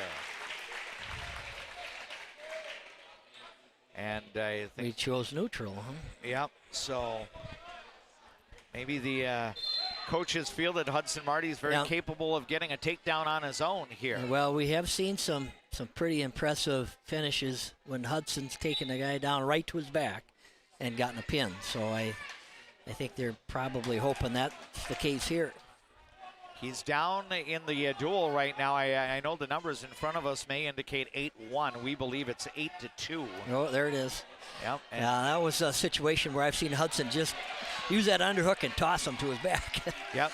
Tried to go underneath here, and the wrestler's kind of arm Jack tying him now. up there. Get high. Get high. Yep. A little bit of a bear he's got hug, double if you will. underhook. Trying to get his body up. Yep, and maybe do a toss here. And now Caden Larson coming in, and then Hudson Marty tried to do maybe a little bit of a headlock toss there. And now the wrestlers separate again. Down to about a minute remaining in this bout at 189. This is a very important bout for either side to win. Alexandria leads in the duel at the moment, 27-23. Got to get in. Got to go deeper in that. And now the Hudson Marty. Open up, Hudson. Come on. Yep, he's trying to work in, and now Caden Larson comes around, and he's going to get the takedown. He stopped in that moment. So it's now 11-2, and that means bonus point time here for the DGF Rebels. You have to you get underneath person line, take a shot. You can't stop moving. You got to create some action there. Now Caden's just kind of hanging on here. Yep, still about 15 seconds to go, and now now we got to get something big to happen. Yep. And let's see if Hudson Marty has time to navigate the heroic takedown here. He's going in for the shot. Stalling warning on the Rebels wrestler, but time is on his side. Copyright the Rolling Stones, as Caden Larson's going to get the bonus point victory. It will be a major decision, 11-3. So we're going to take a 30-second timeout. Before we do, we update the numbers on the Glenwood State Bank scoreboard. It is dead even. Alexandria 27, DGF 27. Cardinals fans, did you know that at ALP Utilities, we're proud to be a community-owned public power and water utility. That means local decisions, reliable service, and reinvesting in Alexandria. From classrooms to sidelines, we're proud to be a part of the moments that bring our community together. What's your number? We drove 25 miles to get a great deal at Quality Toyota. I drove 7 miles to get a great deal from Quality Toyota. Quality Toyota.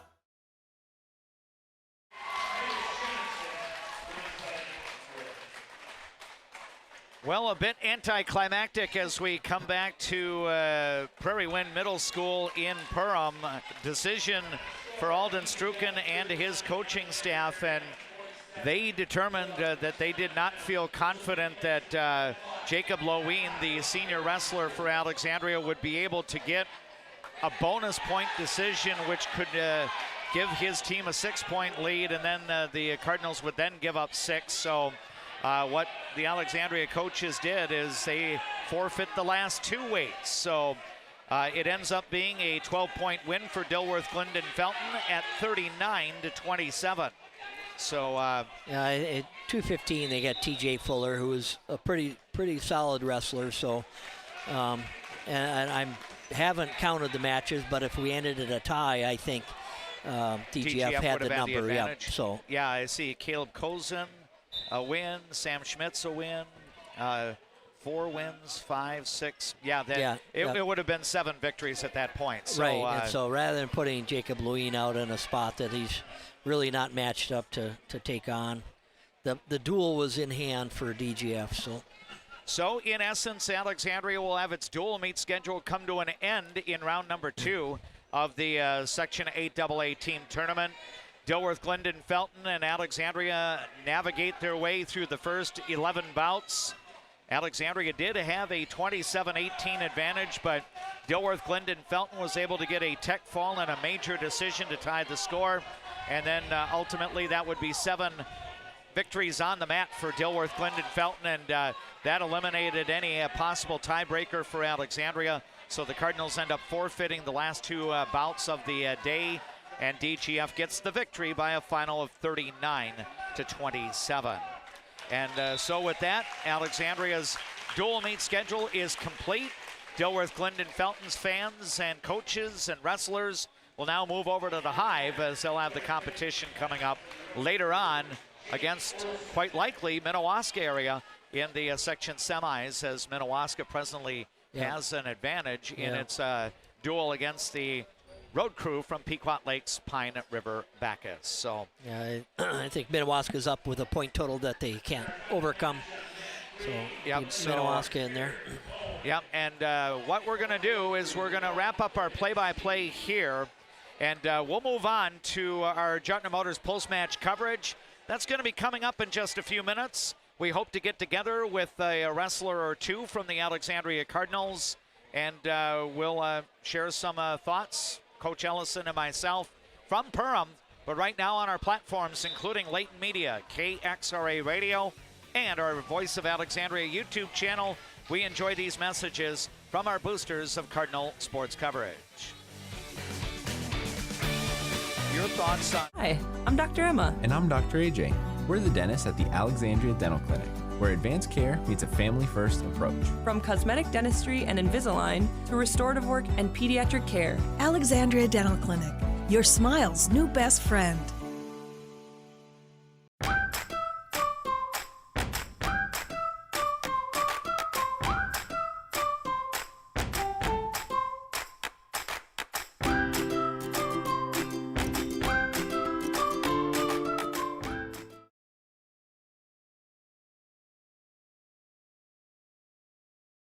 Join Life at the Lake and work for a growing company that offers rewarding careers and cares about your well-being. Agard, we build cool machines and are hiring for multiple positions across the organization. Plus, no-cost health benefits for you and your family. At ALP Utilities, we're proud to be a community-owned public power and water utility. That means local decisions, reliable service, and reinvesting in Alexandria.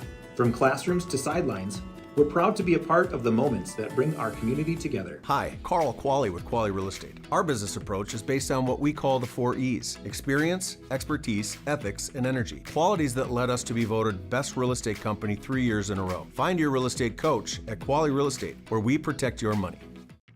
Where you start today is not where you'll finish tomorrow. At Alexandria College, we know you have big plans for the future. Find your calling and be a legend. Hi, I'm Mark Lee from Mark Lee Excavating and Asphalt and Paving. Most of my crew has been here for decades. The reason I've been here for so long is I love the variety and I love the different tasks throughout the day. A chance to operate many different pieces of equipment in any day. Working here, I definitely like working with the crew. The guys are involved in training you and definitely help developing you as a person. If I was looking for a place of employment, I would definitely apply here. Give me a call and visit my website because we're hiring and I want to talk to you about your next career with us. Getting in and out of the pharmacy is easy with Trum Drug's app, RX Local. Download the app, choose Trum Drug as your pharmacy, use it for medication refills and reminders. Trum Drug, locally owned, locally loved. I'm a nurse at heart. I mean, I went into this to take care of other people. What we say as nurses and as teammates matters here. Come on over, you'll love it. You will get to experience so many things and help many people. It's the right time for a getaway. It's the right time for a getaway. Let's get away.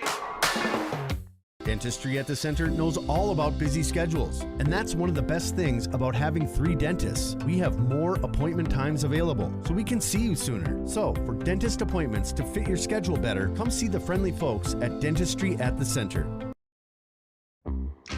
Get great service at Alexandria Motors, serving your family for generations and generations to come. Stop in for a great deal on your next vehicle. Alexandria Motors, one low price, plain and simple, always. Better water starts with EcoWater. Get started today and discover EcoWater's products and expertise for the perfect solution. Visit WeFixWaterMN.com with offices in Alexandria, Fergus Falls, Glenwood, and Morris. The Alexandria Cardinal wrestling team goes 1-1 in the 2 duels today in the Section 8 AA team tournament. Alexandria ends its dual meet schedule with a final record of 20-14. We welcome you to our broadcast. I am DMAC Dave McClurg. We've got Tom Ellison joining me as my broadcast partner. JP Bolin is behind the camera today as our videographer. And we're going to visit with a couple of Alexandria wrestlers as our post-match guests. Our interviews are brought to you by Quality Toyota of Fergus Falls. How far would you drive for a great deal from Quality Toyota? What's your number? You can check out their selection anytime online at qualitytoyota.net, or the next time you visit Fergus Falls, you can stop by their showroom during regular hours on West Lincoln Avenue. Jacob Loewen is going to be our first guest here. If you're watching on our YouTube channel, he's wearing the light-colored Alexandria t-shirt, Alexandria football on the front. Jacob, first of all, it's great to be connecting with you for a couple of moments. I'm going to ask you the number question in terms of how many years of experience you've had wrestling. So without putting you on the spot too much, any idea how long you've been in the game, so to speak? Yeah, I've been wrestling since kindergarten, so 13 years. So it's been a while. Long time wrestling, near and dear to my heart. So, yeah. What drew you to the sport? I know that a lot of times I talk with people, and it might be family connections, but it might be other reasons. What drew you at that young age? Yeah, I mean, my parents just kind of made the decision to put me in wrestling, and I just stuck with it. My dad actually didn't wrestle. I have some cousins on each side of the family and some uncles that wrestle, but really, I just started in kindergarten and never stopped. Very good. Jacob, give us your thoughts, first of all, on what we saw today in the matches against Fergus Falls and against the DGF Rebels. I know that you were one of the winners on the mat against the Otters. How did you feel about the bout that you had? Yeah, I felt good. I mean, we knew the Otters were not going to be quite as stiff coming in, so we just needed to wrestle at our level, not down to their level. And then DGF, I thought we wrestled really well. It's obviously hard when you're giving up a couple weight classes, spotting them 12 points right off the bat. But I thought we wrestled really well. Super proud of all our guys, and great effort. Yeah, Dilworth-Glyndon-Felton's a pretty salty team. I say that in a very complimentary manner. But what makes navigating through their lineup difficult? Yeah, they got a lot of studs in there. Obviously, Jacob Lipke at 139 is pretty stout, and just a lot of solid, really well-rounded wrestlers. So navigating that's tricky. Also for us, we struggle in our upper weights, and they are pretty solid in their upper weights as well. So kind of finding matchups early on so we can get the lead early on kind of has been the story of our success this year. When you've been on the mat, I think you can weigh in at 189 or move up. I think Coach Struken has mentioned you're a light 215-pounder. Throughout the year, have most of your matches been at 89 or? Yeah, I've wrestled mostly at 89, a couple at 215. I actually weigh in at 177, but we already have a 77-pounder. So just having me and Hudson Marty to be able to go 89 and 215, we're both pretty light. So that makes it a struggle, obviously, in that last match. When they have a 215 who's all of 215, it just makes it a little more consideration for Struken. Maybe not sending me out there, sending Hudson out at 215, so that definitely makes it difficult.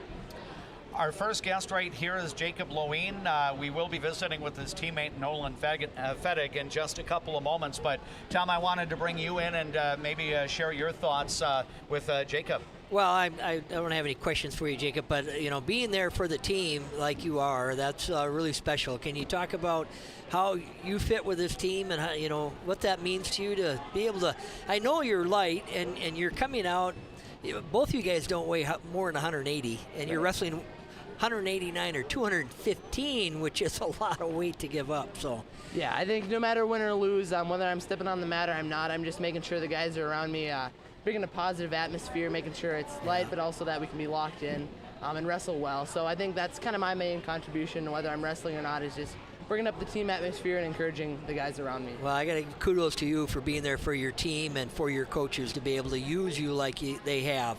Obviously, when you're shorthanded in a lineup, we heard from Coach Struken earlier, and I know they sit down, and out of the 13 matches, they're trying to figure out how they can win 7 to get the duels. And to get 20 dual wins this year, knowing that you have to do that every match, is try to find a way to get 7 wins, and you're part of that equation. So kudos to you for being willing to wrestle up to 215 when you're weighing what you weigh. So, appreciate it, Tom. Nice job. Very good. I think we'll turn the microphone now over to Nolan Fedig. And Nolan, I've communicated with you a few times during your prep career. Was it up in Pine River that I first talked to you for a postmate interview? Yeah. God dang, time goes by so fast. But too fast when you got a guy like this. I know. You don't want to see him leave. But boy, has this young man made a lot of history in the course of the last 5 years, I think, or so, becoming the all-time winningest wrestler in Alexandria Cardinal history. Nolan, you had the opportunity to set that last week, I believe, down at Benson. And I'm sure you knew that you were closing in on that record, but now that you are the record holder, how can you put that into words? I mean, it took me a while to like process because, I mean, it's a big thing, but at the time I didn't really realize how big it was, but it's starting to set in and really proud of how I've put together my career over these past 4 years. I know that you've had a super senior year. I think your record is now 36-4 or something like that, and I think it's 28 or 29 bonus point wins. A lot of times an opponent comes out against you and you get them on the mat and they don't get up until the match is all over. But how would you describe the season that you've had so far? I think I've had a really good season. This is the best I've felt so far in my career. Body's feeling good and feeling ready to go for postseason. You know, it's kind of weird, Nolan. There have been some instances where we've had the chance to track your wrestling team over previous years, and you've been out of the lineup, unfortunately, in some of our broadcast coverage. I was starting to wonder if the DMAC jinx was applying to you, but that wasn't the case here in your senior year. But, you know, what has the injury situation, has that been bothersome for you in years past? Yeah, it definitely set me back in like previous years. I had a couple of knee injuries, had a couple of surgeries that kind of set me back, but slowly building back, knees feeling good and ready to go for the rest of the season. So in terms of your level of pain right now, is it pretty minimal or yeah, is it still a challenge? It's pretty minimal. I mean, I feel really good right now. Very good. Nolan Fettig is our special guest, and Tom, I might have a couple of questions for Nolan on the other side, but I'll let you connect with him. Yeah, I just want to say congrats on the win. Thank you. Career wins. I had the opportunity to coach John Amundsen through his career, and now being able to watch you go out, and both of you guys approach the mat with just precision. You have a plan and you work the plan, and it's really fun to watch people go out and wrestle as you do. So congrats on the record, and I'm looking forward to your section and your state experience this year. So let's get down there and get a medal. How about that? Yeah. Nolan, I know that, you know, obviously you have some more important steps to take next weekend.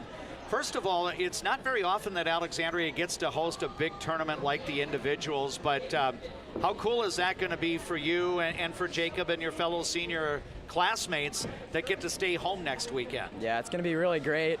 Home crowd, fun atmosphere, so really looking forward to it and just grateful we can have it at home this year. And I know that you've had the pleasure of wrestling down in St. Paul in years gone by. I know the building has a new name. I still refer to it as the XL Energy Center every once in a while. But when you get to be an athlete competing in that arena, Nolan, what is it like? I mean, it's a really fun atmosphere. Everybody's coming there to win, and nobody's there by mistake. There's always good competition and just really cool atmosphere to be in. Do you feel that regardless of, you know, wins and losses, that you become a better wrestler by playing, you know, competing against that elite competition? I do, yeah. Every match can teach you something. You can learn everything, even from your losses, and you can grow back stronger. Yeah, I've always said that, you know, when you get into, especially your seasons, and the further you get each year, like if you have a 20-win season one year, then you build on that the next, you place at section, then you get in the top two at section, then you get down the state and you start getting that type of experience. So you've been there a number of times now. I know that your goal is to get back to the state tournament, but do you see yourself getting into that medal round? I do, yeah. That's the one goal for me this season. I want to get a medal and hopefully be a state finalist. Yeah, I talked to your parents, or at least your dad, early in the season, and we talked about that. We also talked about the numbers, right, the wins record, and then he said, well, you know, I don't know that Nolan really looks at that as something. Obviously, you appreciate it, but it's not the thing. It's, you know, getting out there and maybe getting that state tournament and getting on stand. So yeah, I'm really looking forward to seeing you go down there and do that, so I'll be pulling for you. I'll be there, so Get her done. Yeah, I will. Nolan, regarding what's going to be going on next week in Alexandria, what are your thoughts about the bracket of wrestlers? Obviously, you've matched up against a lot of the guys that you may face next Friday and Saturday, but how competitive is that weight bracket at 133 going to be? It'll be a pretty decent competition. I've got a tough kid from Minnewaska, but looking forward to wrestling him. I haven't wrestled him in a little while, and should be pretty good bracket. Did you have the chance to go head-to-head with him down at Minnewaska back in January? Yes, I did. Okay, and what do you recall about that particular head-to-head bout? It was a really good match. It was pretty close. I barely pulled it out 4-3, and it was just very intense, high-paced match. Okay, excellent. Well, gentlemen, I'm going to talk to you a little bit when we get into the break here, but good luck next weekend at Alexandria Area High School, and thanks a lot for the comments after today's wrestling. Thank you. Appreciate it. There is Nolan Fettig along with Jacob Loween from the Alexandria Cardinal Wrestling Team, our quality Toyota Cardinal athletes of today's match competition, as Alexandria goes 1-1 in the Section 8AA team tournament. We're going to take more of our Juddner Motors post-match coverage, but right now on our platforms, let's enjoy these words from our boosters of Cardinal sports programming. When you come to Fat Daddy's Bar and Grill, you can count on great food, over 30 beers on tap, and a creative drink menu. Come join us today at Fat Daddy's Bar and Grill in Alexandria.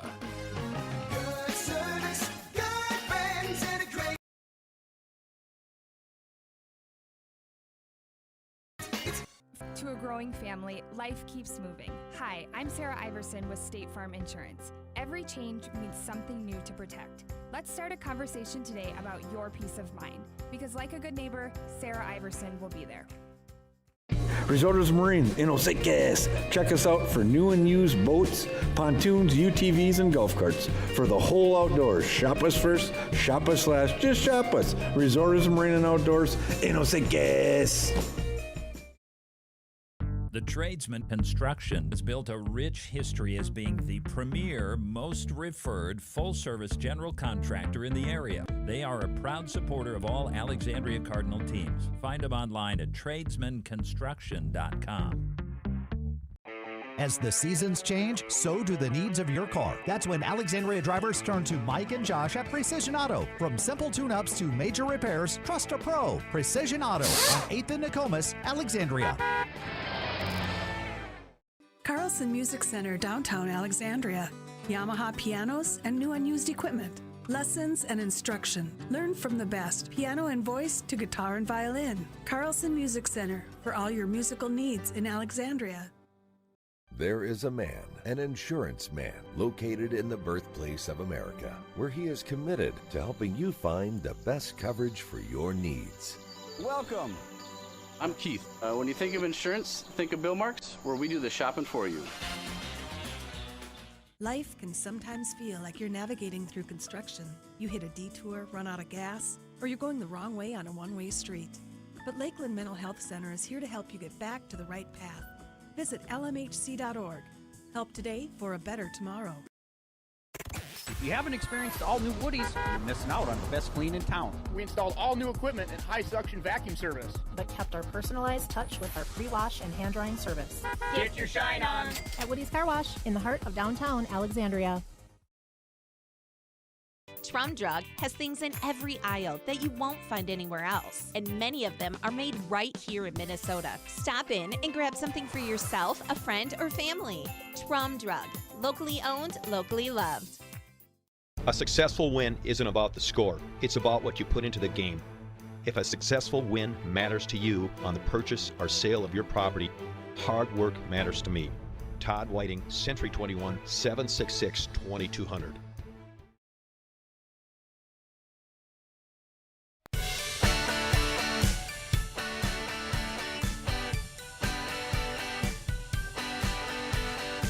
We are back one final time at Prairie Wind Middle School in Perham, where the Alexandria Wrestlers have gone 1-1 in the Section 8AA Team Wrestling Tournament. As a number 7 seed, the Cardinals defeated 10th-seeded Fergus Falls 61-12 in the opening duel of the day, and then Dilworth-Glyndon-Felton defeats Alexandria. Out of the 12 contested bouts on the mat, DGF ended up winning 7 of them, after DGF got the last 2 wins, they were able to levitate the score from a 9-point deficit into a tie at 27-all. And at that point, Alexandria was not going to be able to prevail on a tiebreaker, a possible tiebreaker. So DGF ends up getting forfeit victories in the last 2 weights to claim a 39-27 win. We've got JP Bolin as our videographer, along with Tom Ellison and myself for the Jutner Motors post-match coverage. And Tom, your impressions of what we saw today. I thought, the Alexandria kids really showed themselves well. And, dang it, that second match against DGF again got tight, but Dilworth-Glyndon-Felton comes with a pretty solid lineup. Yeah, they've got guys spread out in there, and they moved. Let's see, I think it was Caleb Cosin down to 114, and I think that was a big move because they were able to get points away from Brock Manderscheid, who's really having a good year, and then when you have a couple holes up top, that makes it difficult to mount the points that you need to have to be able to fill that up. So Alec wrestled well. Everybody on the team, they went out there and poured their hearts into it, and you could see that they were wrestling for each other because, like in that I just mentioned Brock. Brock knew that this was not going to be a match he could win, but he kept it to a regular decision, and that's what a team is all about. Very good. So Alexandria goes 1-1, and the Cardinals dual meet season wraps up here with the final record of 20-14. And Coach Struken brought it up earlier in the afternoon as part of our Jutner Motors pre-match coverage, but that's really remarkable to get that many wins, considering you're yielding 6 to 12 points with every match. Yeah, and I think I've mentioned that several times. Credit's got to go to the coaches for being able to, kind of like a game of chess, putting your pieces where you need to have them and get the wins you need to have, and then having the team behind those decisions to be able to carry that out. And I know that Coach Struken and the rest of his assistant coaches are talking to those athletes on the bench and saying, okay, here's the situation, and this is what we have to have, and the kids are able to follow through on that. So congrats to the Cardinals on a good dual meet season this year, 20 wins. That's a great season, remarkable. So next year, they're going to have to find a couple big guys in the hallway or something, or feed Marty and some of the other guys really well this summer to get them bigger. Yeah, exactly. Well, I would think if there's a young man that has some size and some bulk that's in the hallways right now, he definitely could be put to use. And, yes, And I think you've got great coaches in the wrestling room that can kind of guide them along. Yeah, and wrestling in those heavier weights, it can look a little bit different than the rest. I have seen, I coached 38 years. I have seen situations where you find that big guy walking the hallways and you teach him a few big man moves, and they can do well. They can help you out. Are they going to win a state champion? No, they're probably not, but they're going to help your team, and they might do really well. It just takes a little bit of athletic ability and a willingness to learn and get in there and brawl a little bit. So it can be done. Obviously, you want them to grow within your program, like Jacob Lewin, saying I've been in this since kindergarten, and I love it, and it's in my blood. So very good. Just a couple of other bookkeeping notes. I think we'll make Luke Kelly's Tech Fall win against DGF's Cooper Friend. That will be our Culver's play of the match, if you will. Yes. We normally try to award that and spread the wealth a little bit. I know Conway Bruns got the Culver's play of the match against Fergus Falls earlier. Yeah, that was quite a comeback in that match.